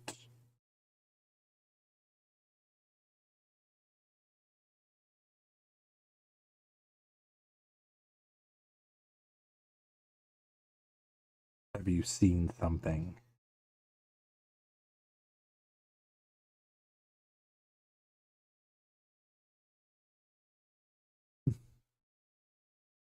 It was I who bridged your minds.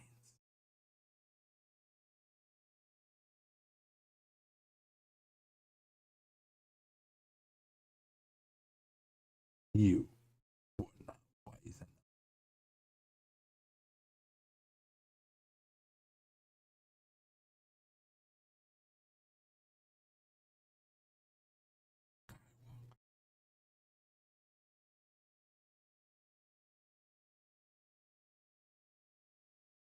No. Yes. I still love all the fan theories that came from these sequels though about Snoke. Or at least from the first one to this one, because Snoke doesn't, well, he does appear in the next one, but in a different sense.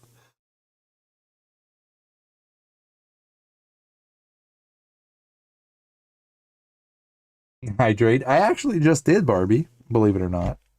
I took a 15-minute cosplay break to actually hydrate and take a snack break, but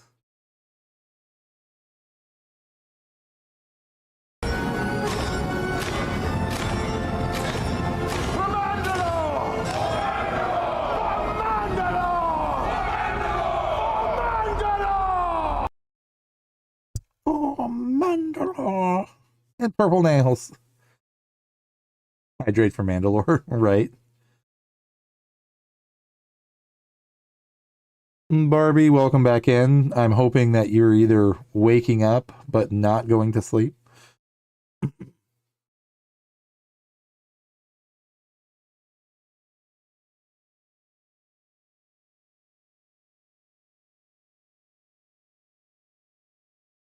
And I did start fairly late tonight, so it should actually be.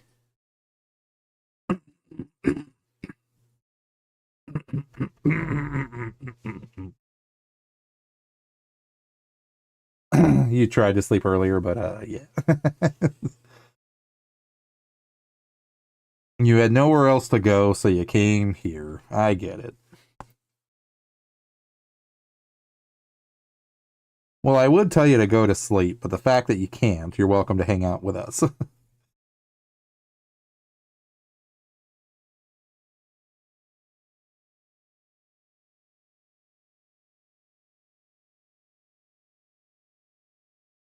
The hydrate gremlin returns. Probably. That's probably why I don't have a specific hydrate, but it's more of a snack one, though.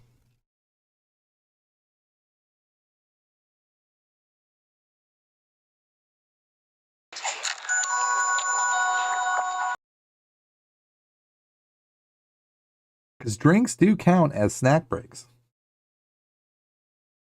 He was spamming hydrate. Yeah, see, like any other kind of currency, I just hoard mine until like I just really feel like just, you know.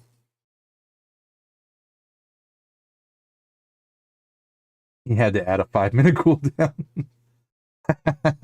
Yep.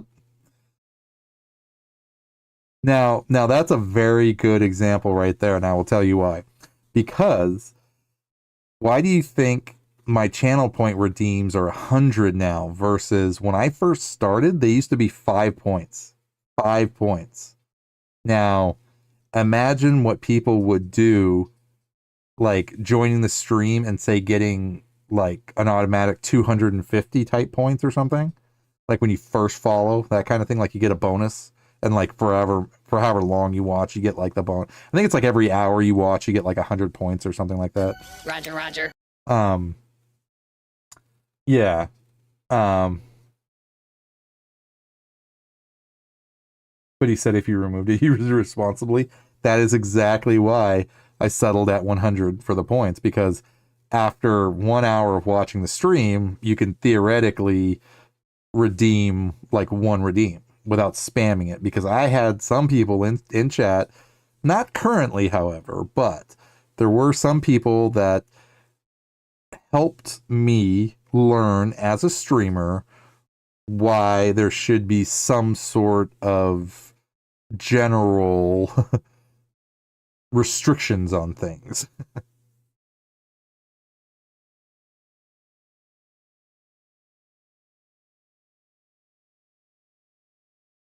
What's that?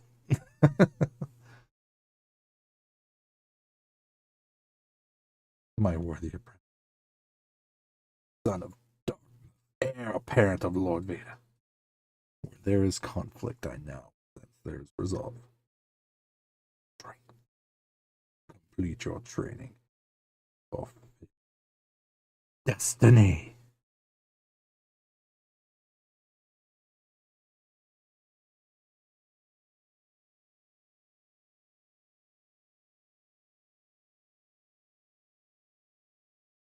I know what I have to do.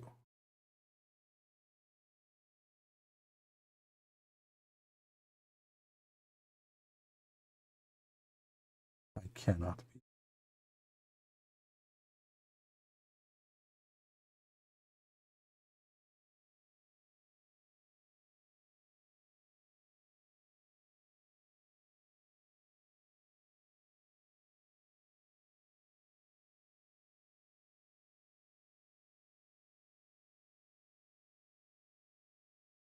Kills his true enemy.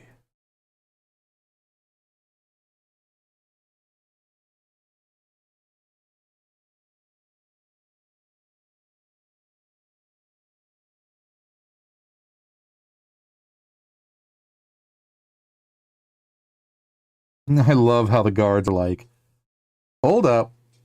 What? And then they're like, all right, screw it. It's on. You gotta die now. Loyal to the end. Literally.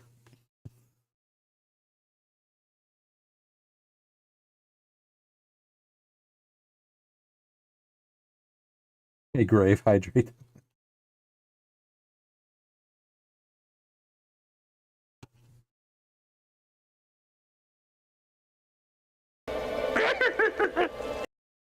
Hydrate. Hydrate. Hydrate. You had to put it on a cooldown after that. See, but thanks to you, Barbie, Grave would have never learned the lesson of redeem. What's the word? Redeem spamming, redeem spamming, and realizing, there is a potential, even if it's in good fun, there is a potential that that can happen. So there is a lesson to be learned, at least.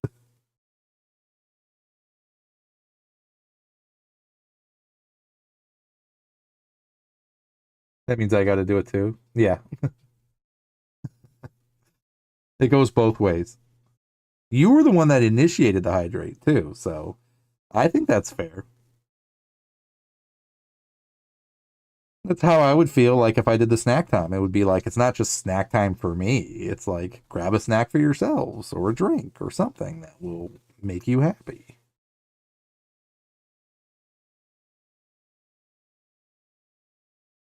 To my knowledge, I have heard no. You cannot drink it, or you should not drink it. Not that you can't drink it. You can absolutely drink it because it's liquid. But it's whether or not it's good for you is a whole different topic.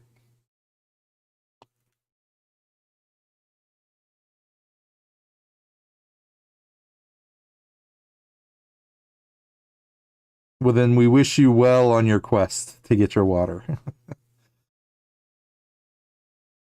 The scary shadow demons. I'd be more worried about the clowns and the gremlins and the everything else. But yeah, shadow demons are there too.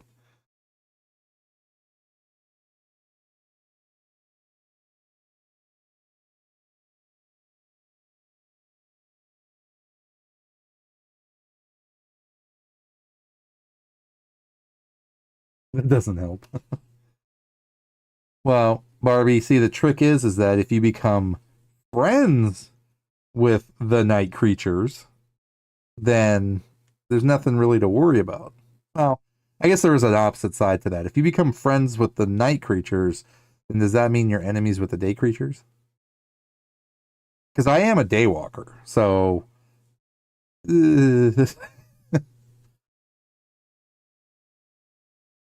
just tell it to hydrate. Exactly. See? Hand it the water. Be like, here you go. Join me. If you're watching us on your phone, we'll go with you. How about that? We'll be right there with you. Teledemons Asylum says hello.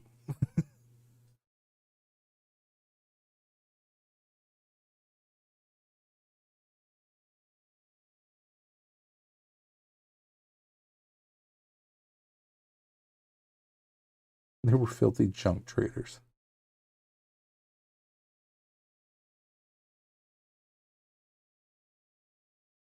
Dead in a pauper's grave. Wait, where was her parents killed?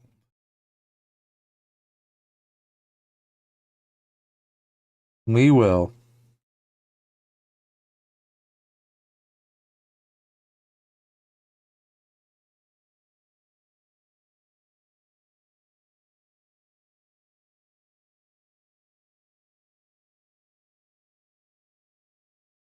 According to the canon novel Shadow of the Sith, Rey's parents, Dathan and Miramir, are buried on the frozen glacial planet Neftali. They were killed by Ochi of Bestoon, and their bodies were later recovered by Lando Calrissian and Luke Skywalker, who laid them to rest there. They discovered the parents. Interesting.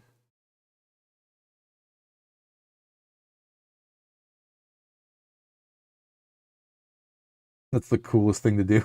Just light up your saber and stand there like Vader. Yeah. Yeah, that works too. Because no matter what color that saber is, I mean, it'll definitely give pause. Something will definitely pause, whatever's looking at you.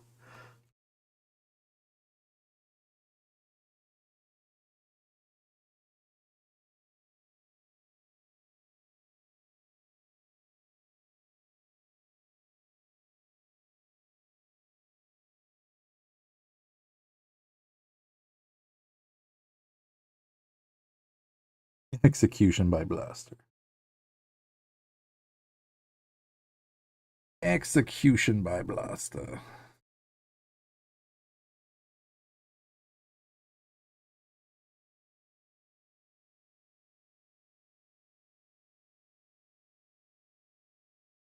That's like the only reason I want a lightsaber. The only reason? Come on, man. There's like a gazillion reasons to have a lightsaber.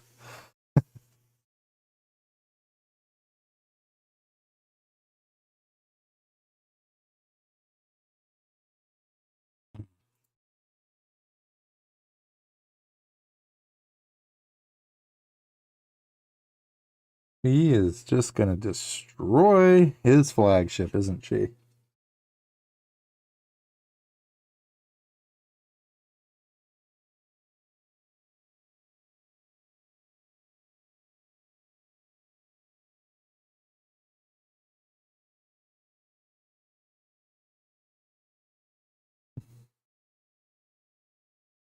He just jumped right into hyperspace with.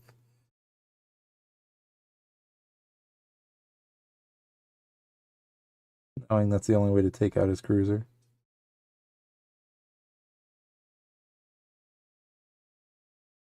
And Leia's like, another person gone.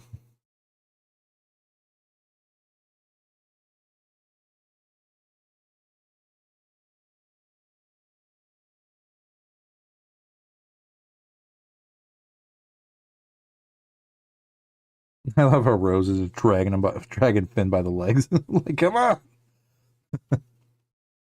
Well, one of the reasons, exactly. There's always a reason, but especially for a lightsaber, there are more than definitely one. I would think.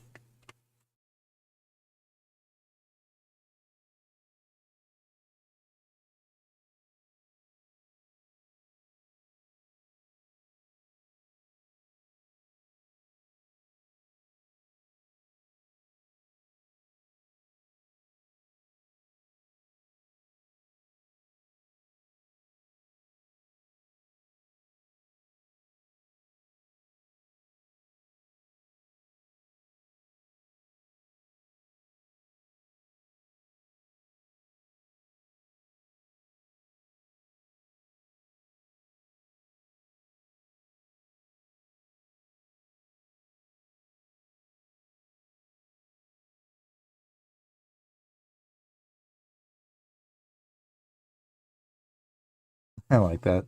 Let's go, Chrome Dome.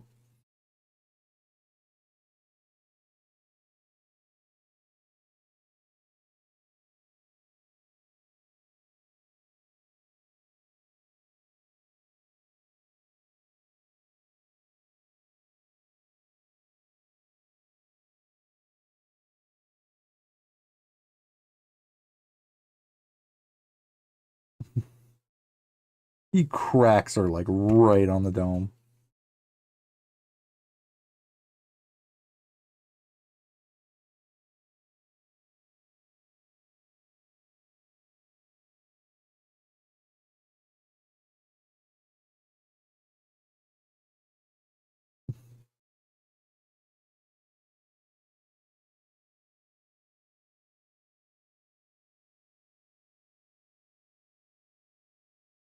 You were always scum.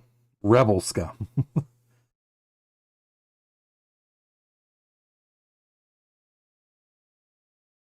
That's another good question. Did Captain Phasma die?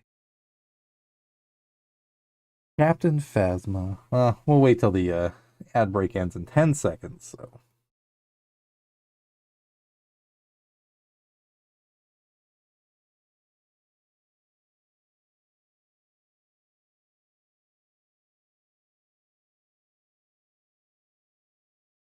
Hux comes walking up. I love this part.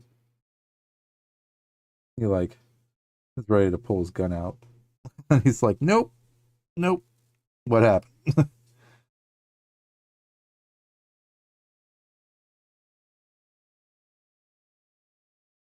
So I looked up, did Captain Phasma die? And it says Captain Phasma is generally considered to have died in Star Wars The Last Jedi after falling into a burning abyss on the Supremacy following her fight with Finn.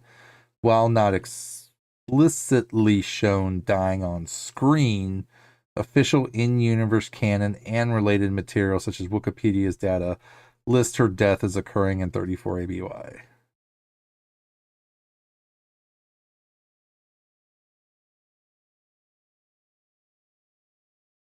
So, I mean, there is potential there. You never know. She is very cool. Yes, absolutely. Gwendolyn Christie. Yep.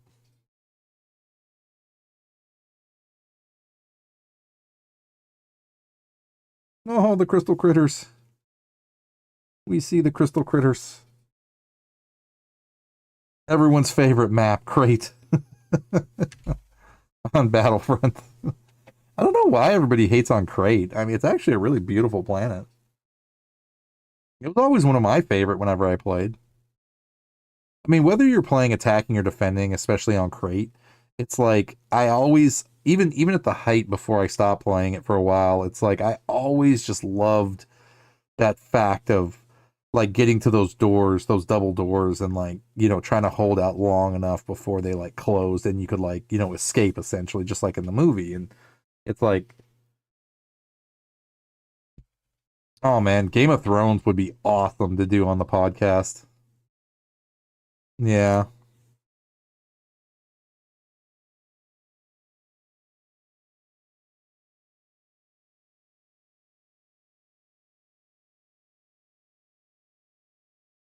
Definitely 18 plus, I will say that. Game of Thrones is pretty brutal, I will definitely say.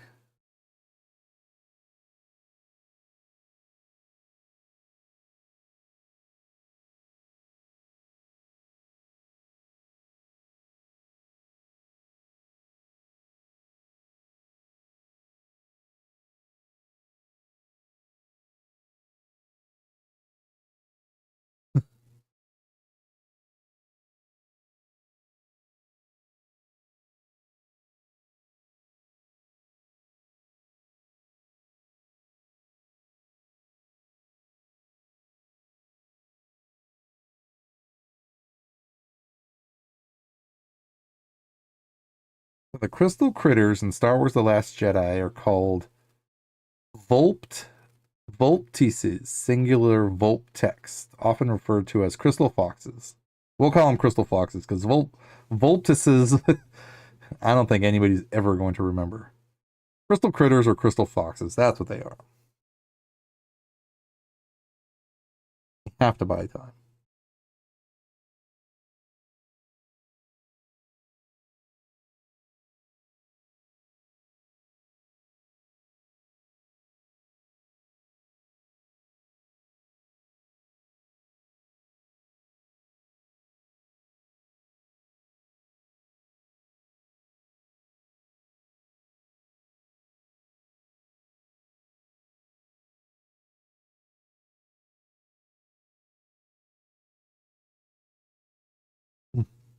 Salt.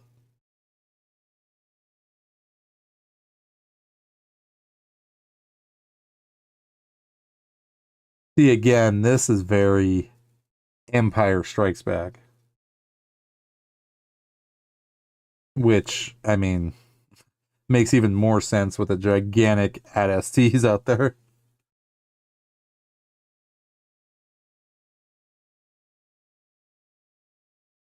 On the horizon.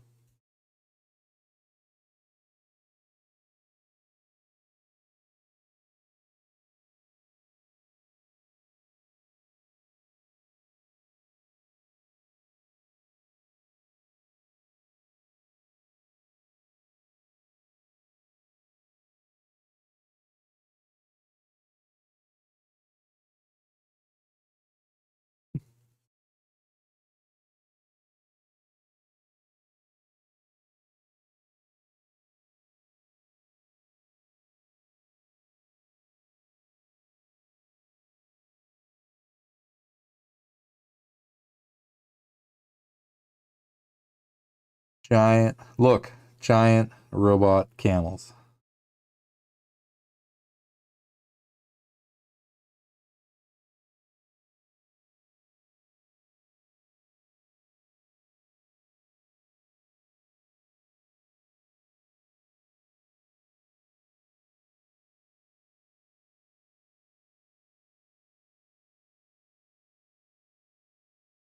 Did you make any new friends along the way?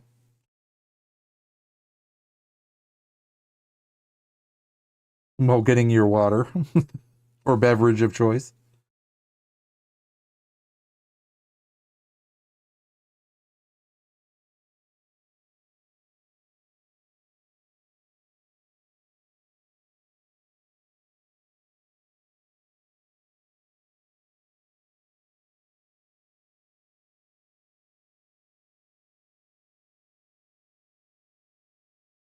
Graves' advice went horribly wrong. Hmm. Your saber died on the way in the darkness.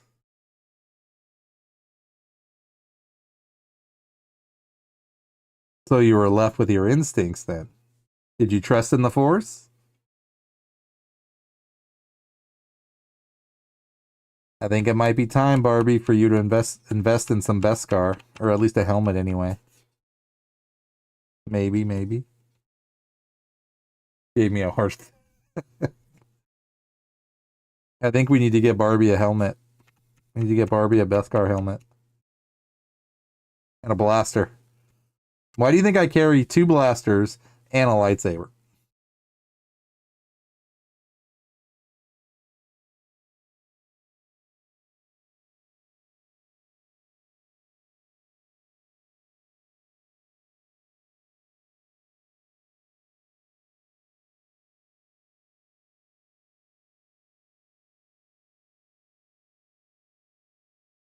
Chewie's scraping the Falcon again.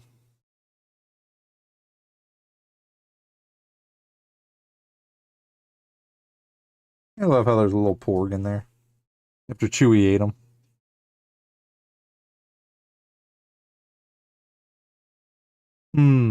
Who got a new Star Wars poster today?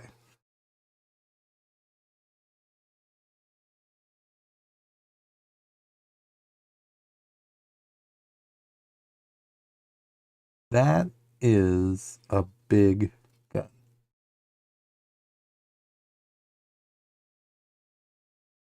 And what would the poster be of, by chance?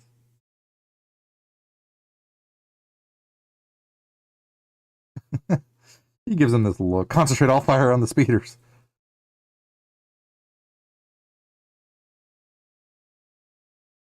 Very cool. Love compilation posters.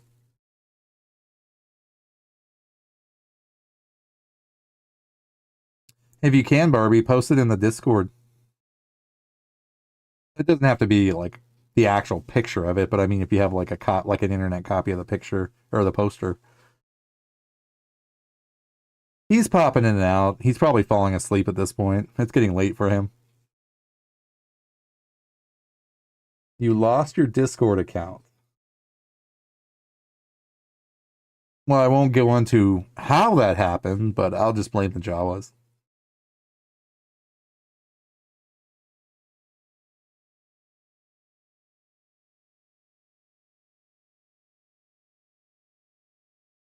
Finn's like, screw it, I'm gonna go kill myself.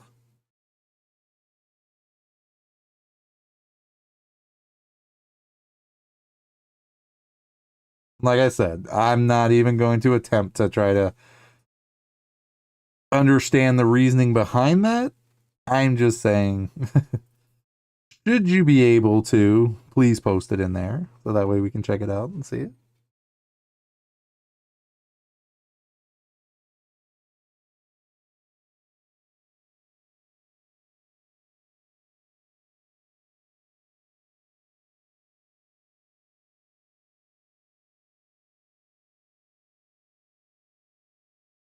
You can never remember the passwords. Just get a password reset. That's easy enough. As long as you didn't lose your email attached to it, then you should be fine. Yeah, just log into it, and when it says forgot email or password, then just say forgot password and create something like 12345.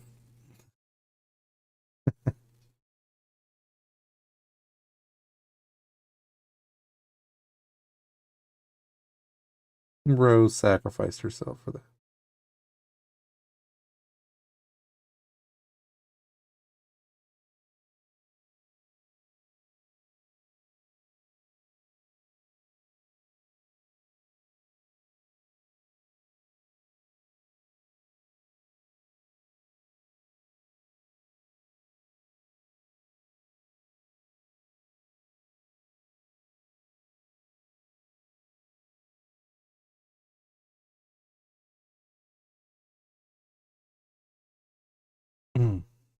They ruined such a good romance right there.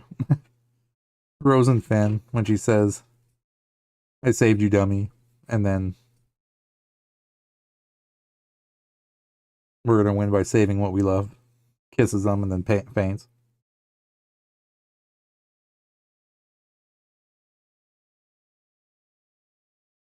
Or you might just have to make a new.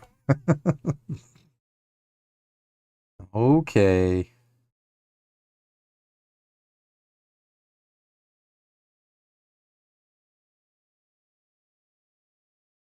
Galaxy has lost all its hope.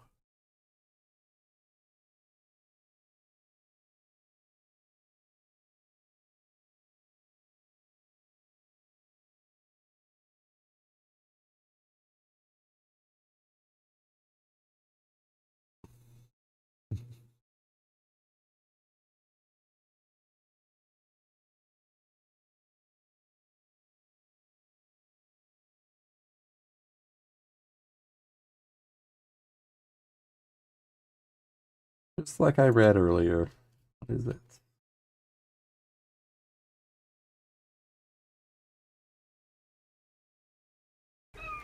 Do or do not. There is no try. Which basically translates to fully commit either way. Hello there. By either fully committing regardless, you're either going to do it and fail or do it and win.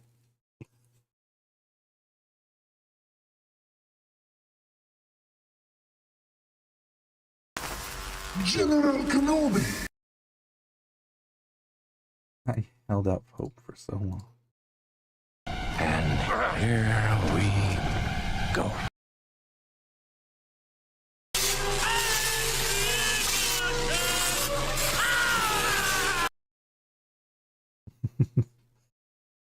See? Graves fully committing to the gens and DBD. See? He's not trying to do the gens. He's fully committing to either failing or completing them.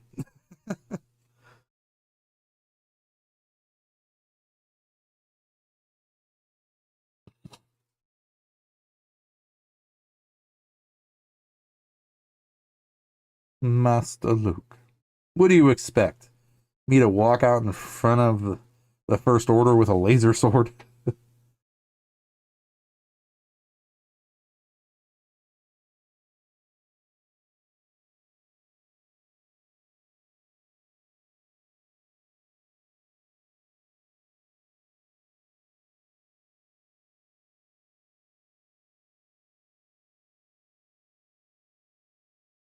I love how he literally says, I want every gun we have. Fire on that man. Good. Well, that just means in like 15 minutes you're going to have to pee because don't drink it all at once.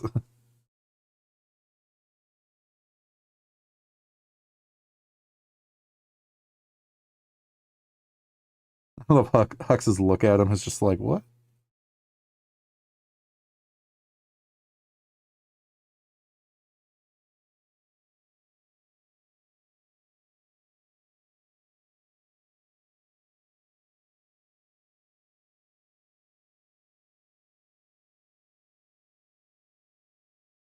More? Even the guy firing's looking at him like... Hmm.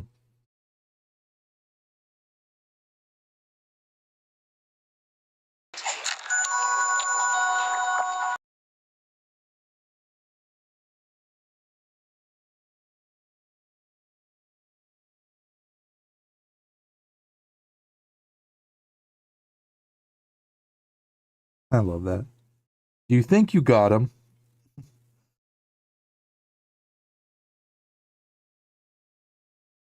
Sir? Again, a lot of people may not love this movie, but it does have its moments.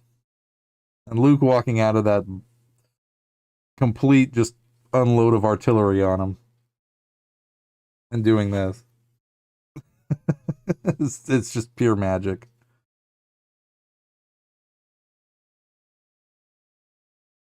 You just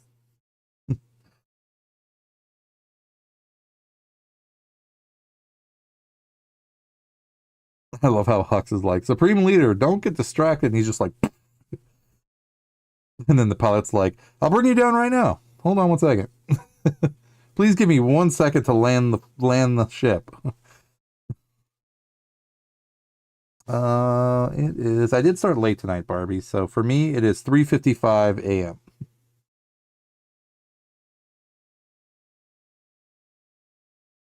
But the movie is actually almost over. We have about 22 minutes left.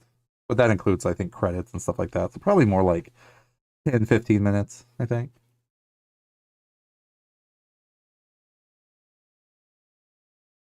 That's right. You're on Mountain Time or Central Time. Central Time.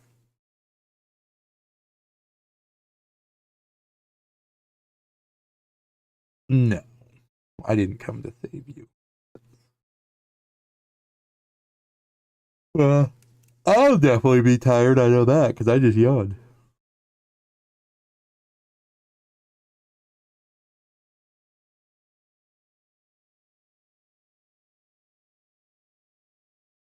He's stalling.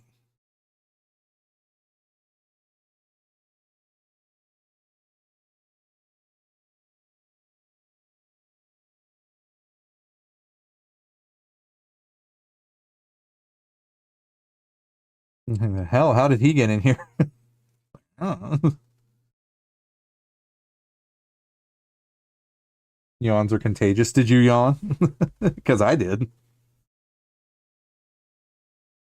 He tells 3PO to shut up.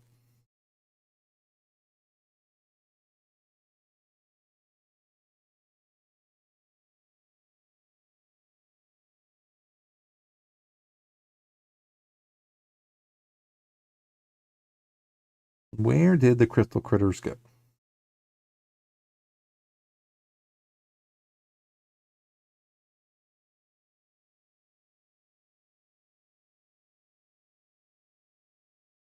I believe you. I believe you.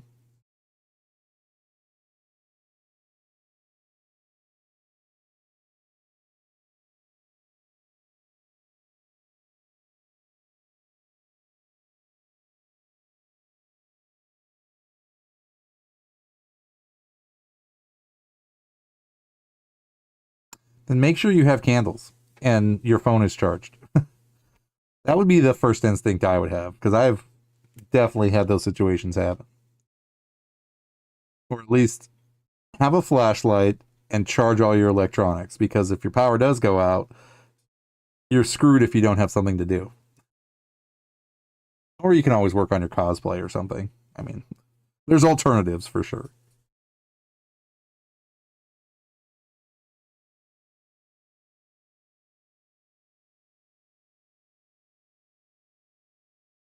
Well, the crystal critters were able to escape. I mean, that's a plus.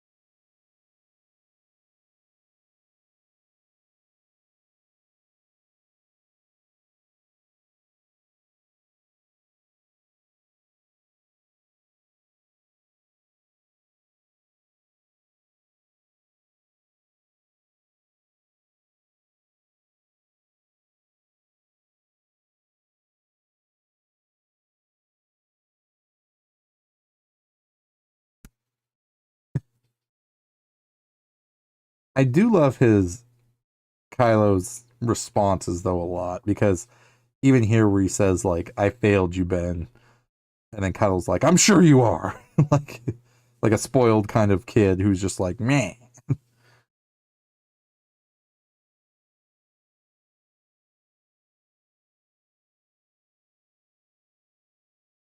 War is just beginning.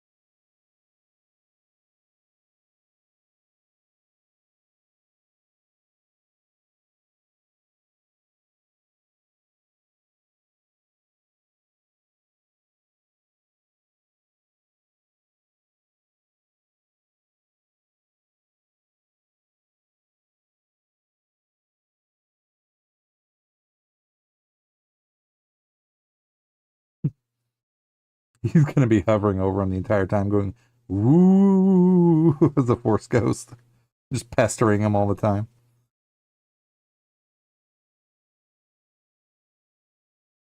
Well, good night, Barbie. Thank you for hanging. Greatly appreciated. Have a good night. Get some sleep. We'll catch you later.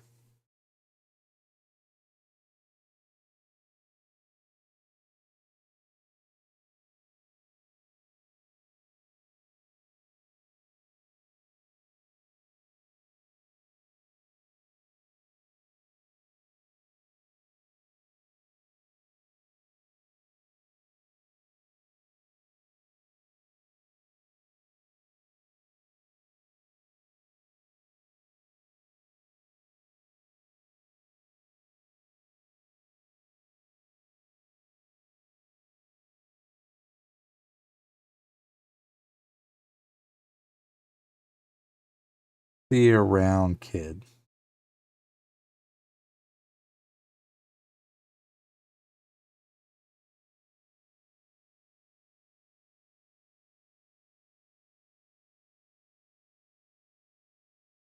I guess this is the part where we get to insert. It's a trap! Because he knew. Wait a minute. You're not real. And what did I just waste all this time on?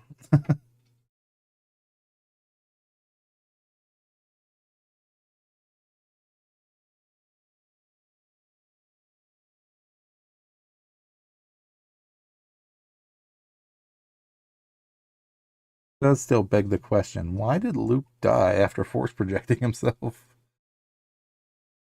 Which the internet's going to.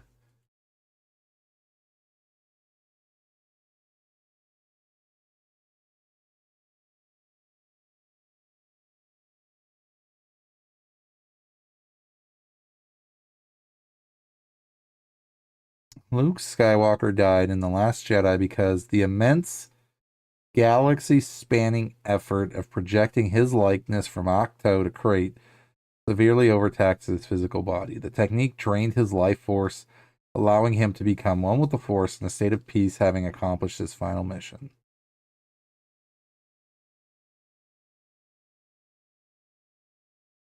Which is interesting, is because even this Reddit post right here that immediately follows it says,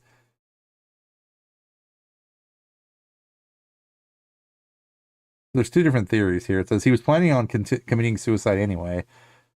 That was the ritual Rey interrupted. He knew his second step was to become one with the Force. And then this other one says he died because he was around 70 years old and just astrally projecting himself across the galaxy to mess with Kylo Ren probably helped really do it in for him too. So that's a good point.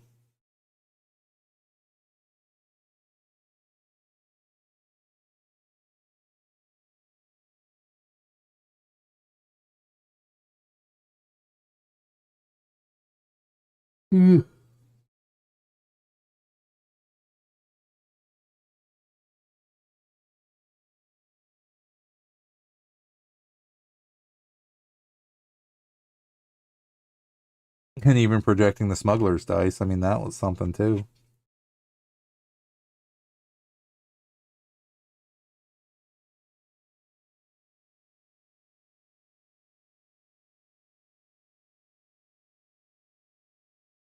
They finally got their hug, dang it. Chewie and Leia.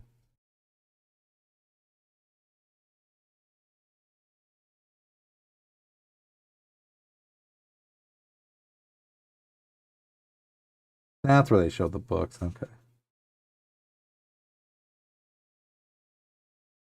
She was closing the drawer before, but you didn't actually get to see what was in it. But then when Finn opens it up right now, you see all the Jedi text there.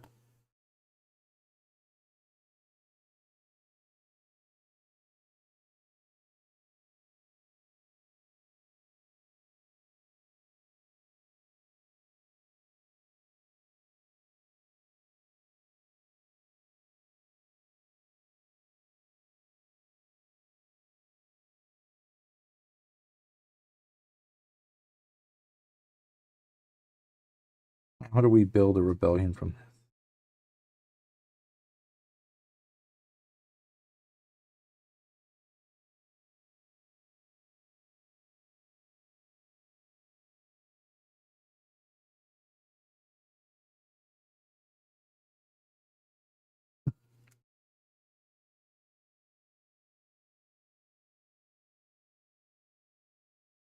Luke Skywalker.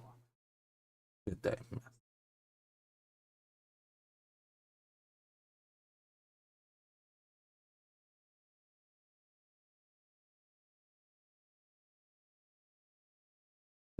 That little kid is so awesome.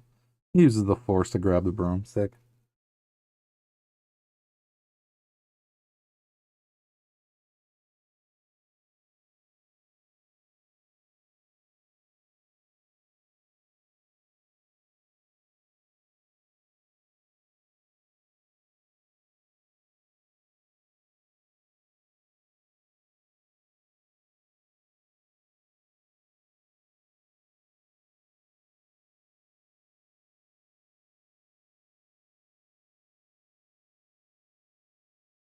He will not be the last Jedi. And where is he? And here we go. And we're done. Yay! Another one down. Another one down. Star Wars Episode 8, The Last Jedi. Finished. Done and done. 8 episodes of the podcast. Congratulations, guys, for sticking it through this far. But yes, we are officially done watching 8 movies from start to finish, 1 through 8 so far. That starts with Phantom Menace, Attack of the Clones, Revenge of the Sith, A New Hope, The Empire Strikes Back, Return of the Jedi, The Force Awakens, and now officially Star Wars The Last Jedi, Episode 8. So that only leaves one more to go for the Skywalker saga, and that is Star Wars Episode 9, The Rise of Skywalker. One more to go. Yes, good job, guys. Good job. It's my birthday!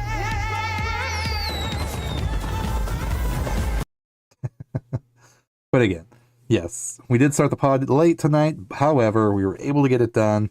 We were able to hang out. We were able to watch a movie and get another one out of the way. So that is freaking awesome. That is so freaking cool. I got to tell you.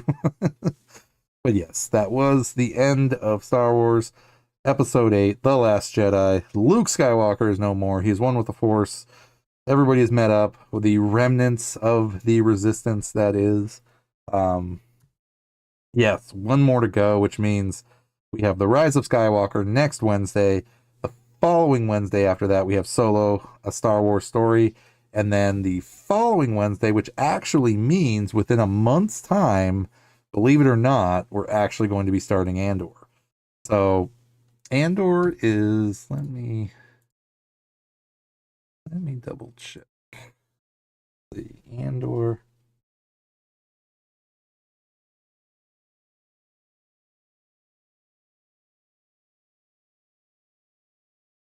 See how many episodes, because I know Andor usually floats around.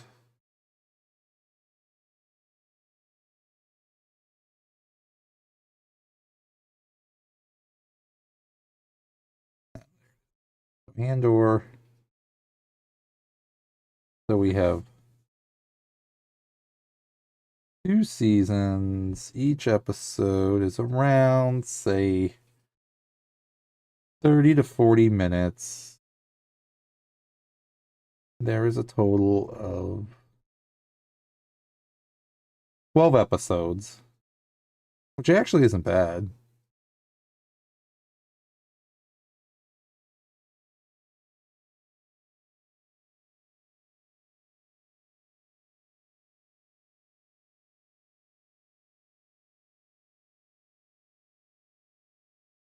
So that would basically be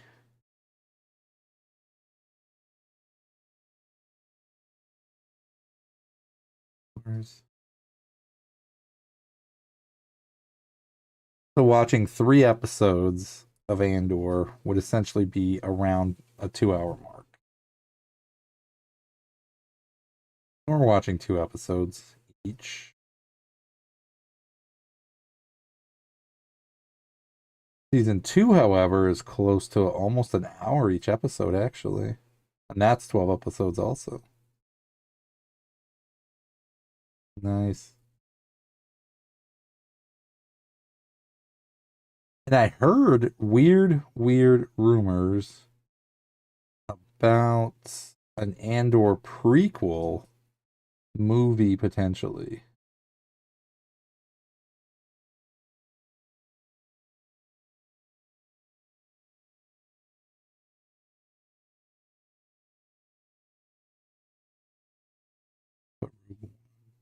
Set up Rogue One too, because I don't think I have it. Feud. But sweet. We did it. Congrats, guys. So yes, that is it for Star Wars The Last Jedi, Episode 8, and Episode 8 of the podcast. Yes, that is, again, an interesting movie, to say the least.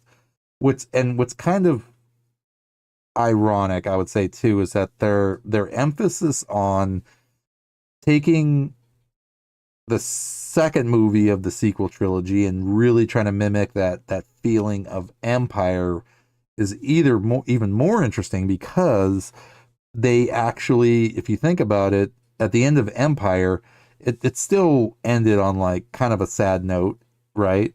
But it's like Luke lost his hand in that one, in the original trilogy, and he lost his life in this one.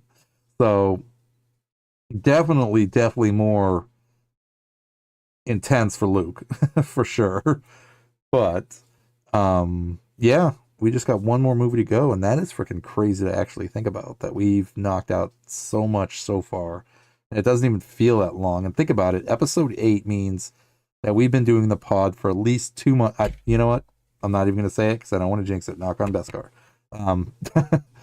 That means that we've done at least, at the minimum, 8 pods, and yeah, we're able to watch 8 movies. So now we just need to finish off The Rise of Skywalker, and we can finish off episode 9 with that and keep going on. But yeah, like we were talking about earlier, Hunter, you had mentioned Gwendolyn Christie and like Game of Thrones, and even Din Djarin was in Game of Thrones because he was Tyrell, Prince. What was he? What was his name? I completely forget.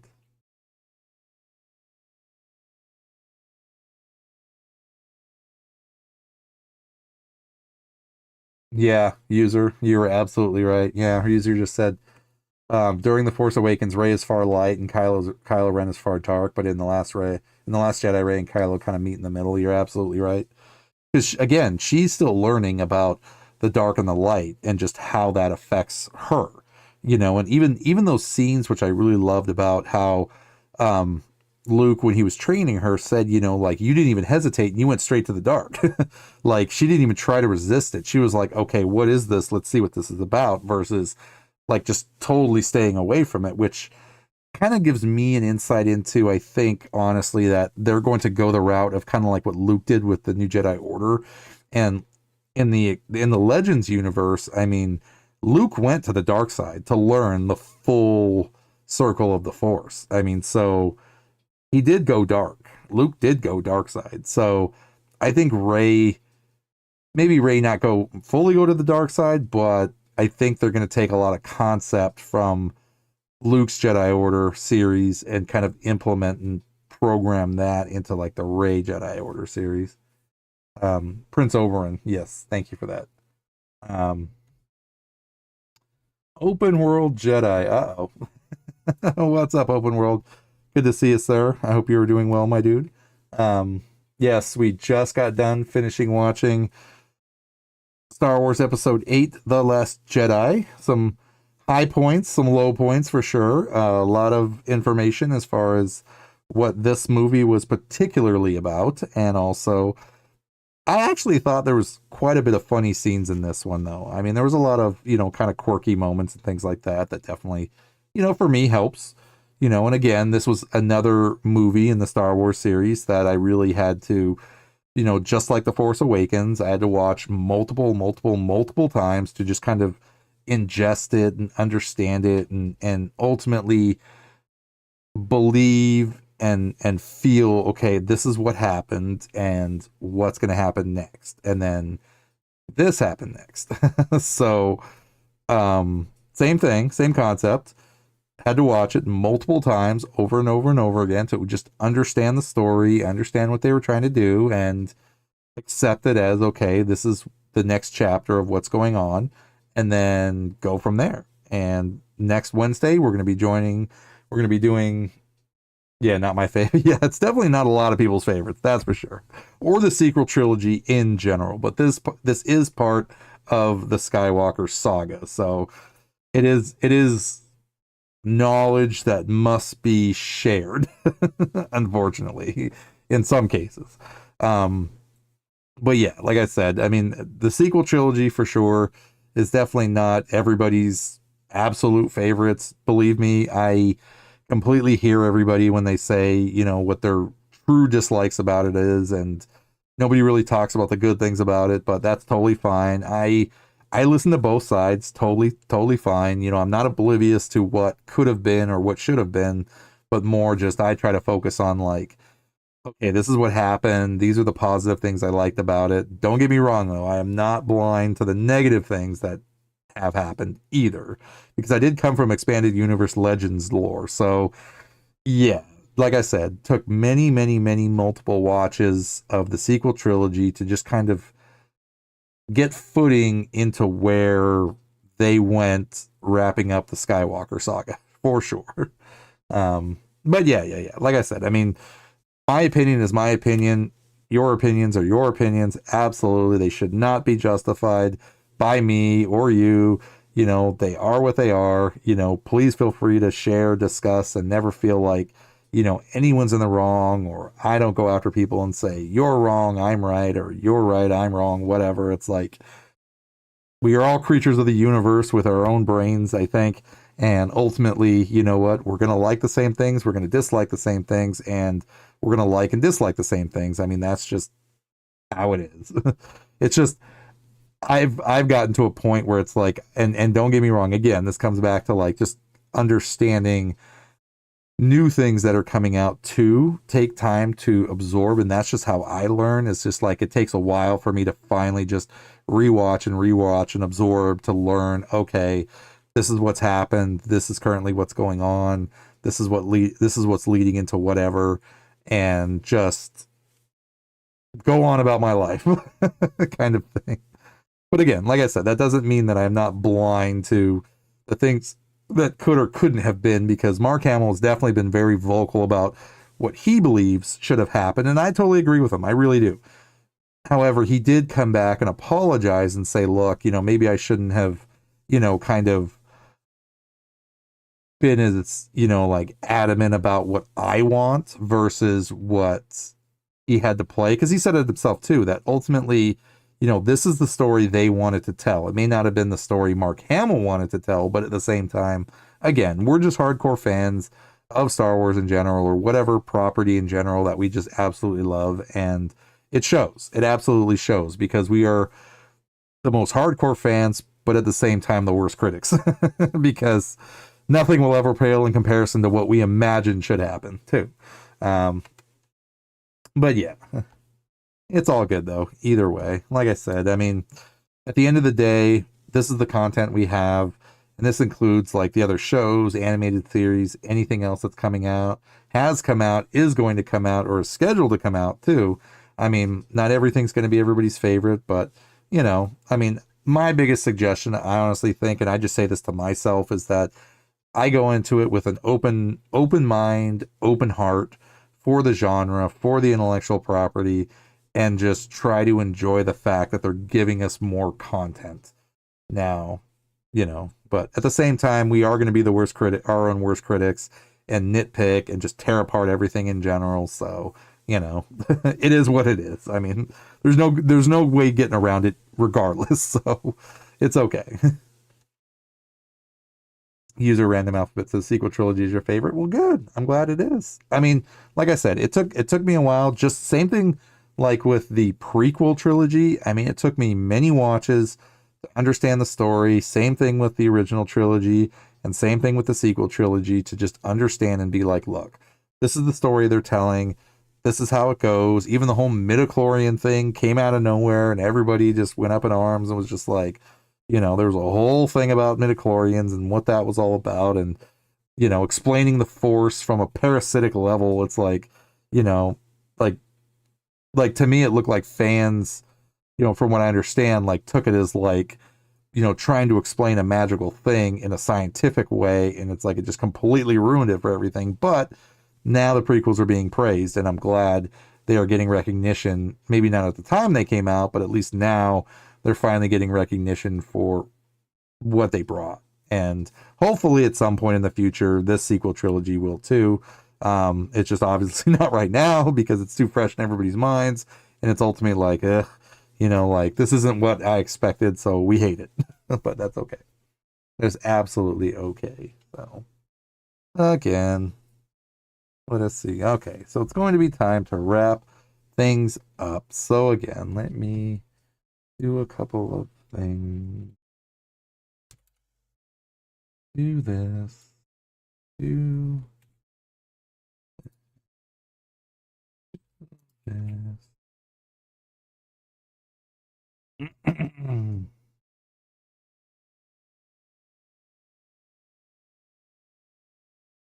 But yes, we will say again, anybody new and returning to the stream, good morning, good afternoon, good evening, good night, you awesomely beautiful people of the galaxy, and welcome again to another episode of the Darth Asylum podcast. I am your host of Darth Asylum, broadcasting live from hyperspace. This was episode number 8 of the podcast, and because it was episode number 8, we watched Star Wars Episode 8, The Last Jedi. So yes, we fully watched it. So officially, the first 8 episodes so far has been episodes 1, 2, 3, 4, 5, 6, 7, and 8. Next Wednesday night, we will be watching the concluding movie of the Skywalker saga, Star Wars Episode 9, The Rise of Skywalker. Stream days are Wednesday, Thursday, Friday, Saturday, Sunday, usually trying to start somewhere around 12 midnight Pacific West Coast. I did not meet that time tonight. It was actually more like 1 a.m. my time, but however, we still managed to do it, still managed to knock out the podcast and hang out, still watch and knock out another movie in the series, which either way worked out for me perfectly. Wednesday night is the podcast. So like I said, we just got done tonight, my Wednesday, watching episode 8 for episode 8. So next Wednesday will be episode 9 for episode 9, and that will be The Rise of Skywalker. Start to finish, no breaks. We will be finishing that off, and then after doing the Skywalker saga, we will be doing Solo, a Star Wars story the following week, and then the following week after that, we're going to be starting Andor seasons 1 and 2, and then finally finishing off with Rogue One. So that way we can get the Andor series completed. I have watched Andor season 1, I started watching season 2, but never got to finish it. So we'll ultimately be able to rewatch season 1, finish season 2, and we'll be able to conclude with Rogue One, the last Star Wars movie currently out right now, which is totally freaking awesome. Wooly is with us too. I feel like Star Wars was better if it was left as a cliffhanger. Yeah, I mean, movies tend to do that for sure. Absolutely. I mean, open-ended to me, agreed, is seems like always the best because and honestly to some extent I almost feel like every and that's one of the best things I loved about Star Wars storytelling in general is that for the most part, you know, everything is not ever really final. Like there's always some new villain or a Sith is going to exist, or even the Force has to be balanced. And even just from not a Force point of view, the galaxy is still going to go on. There's still going to be a government in power. There's still going to be crime syndicates and everything like that. So just because there's a fight between the light and the dark doesn't mean that ultimately the galaxy stops. It still keeps going. So, I mean, nothing ever fully stops. And that's what I always loved about the Star Wars stories is that when you talk about open-ended, that's how I always felt, was that nothing was ever truly final. Even if a character actually like died, I mean, there was still some kind of either backstory or story we didn't hear or know or whatever. I mean, look at all the stuff they're coming out with Maul Shadowlord is just freaking a perfect example of why, even though a character has a start that we've seen so far and an ending that we've seen so far, like either way, they like meet in the middle somehow and just create more and more story for these characters that, you know, we may have known have died like during a certain period of time or something, but there's still more story that can be told, and that's always really cool. And even like I said, I think there was, that's what I was going to look up, was the prequel to Andor. Thought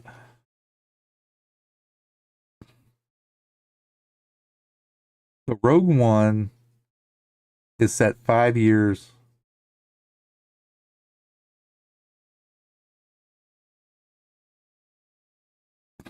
So Andor was the prequel to Rogue One, but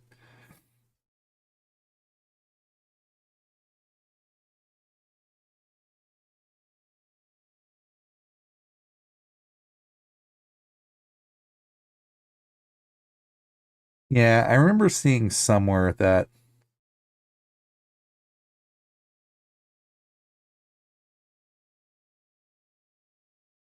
there was going to be even something prequel to Andor. I'm not sure, but I remember just hearing some rumor mill about that, something about something. But either way, oh yeah, we can officially stop this now.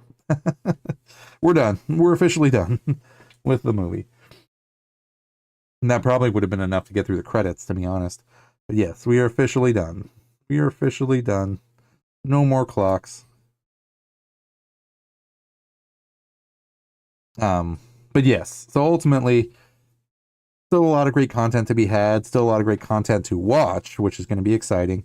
Again, like I said, stream days are Wednesday, Thursday, Friday, Saturday, Sunday. Trying to start around Wednesday. Usually trying to start around midnight my time. That's Pacific West Coast time. Wednesday night is the podcast. Thursday night is the Let's Play. Currently, right now, we are doing our first playthrough run-through of Dark Souls Remastered. Having a great time playing that game.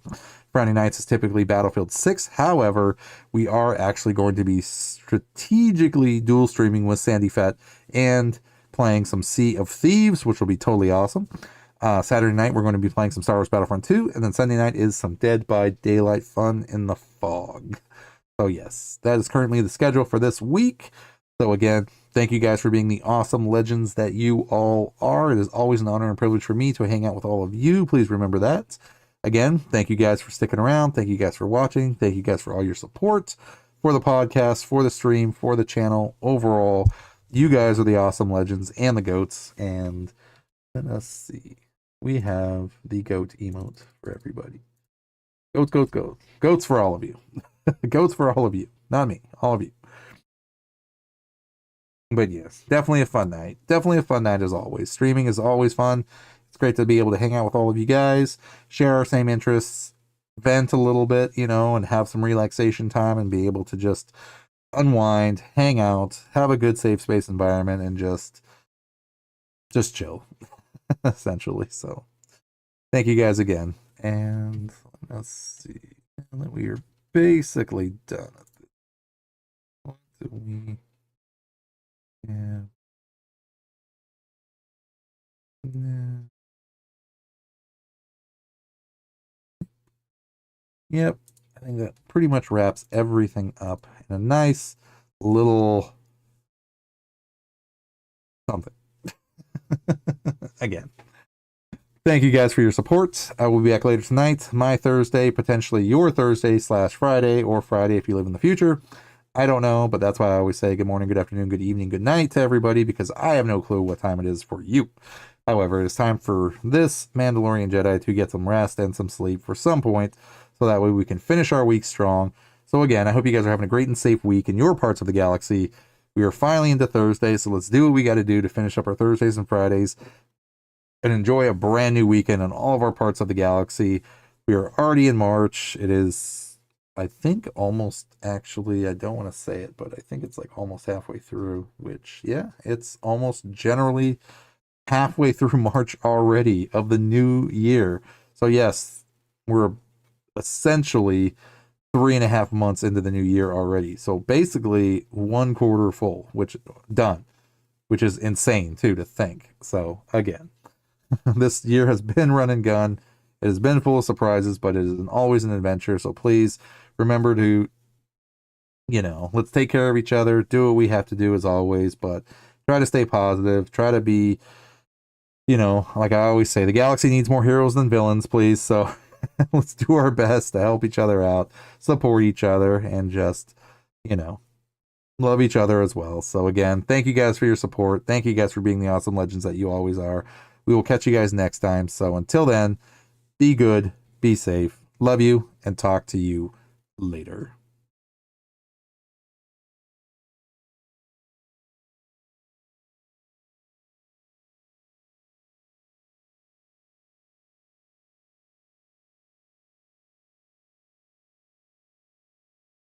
And here we go.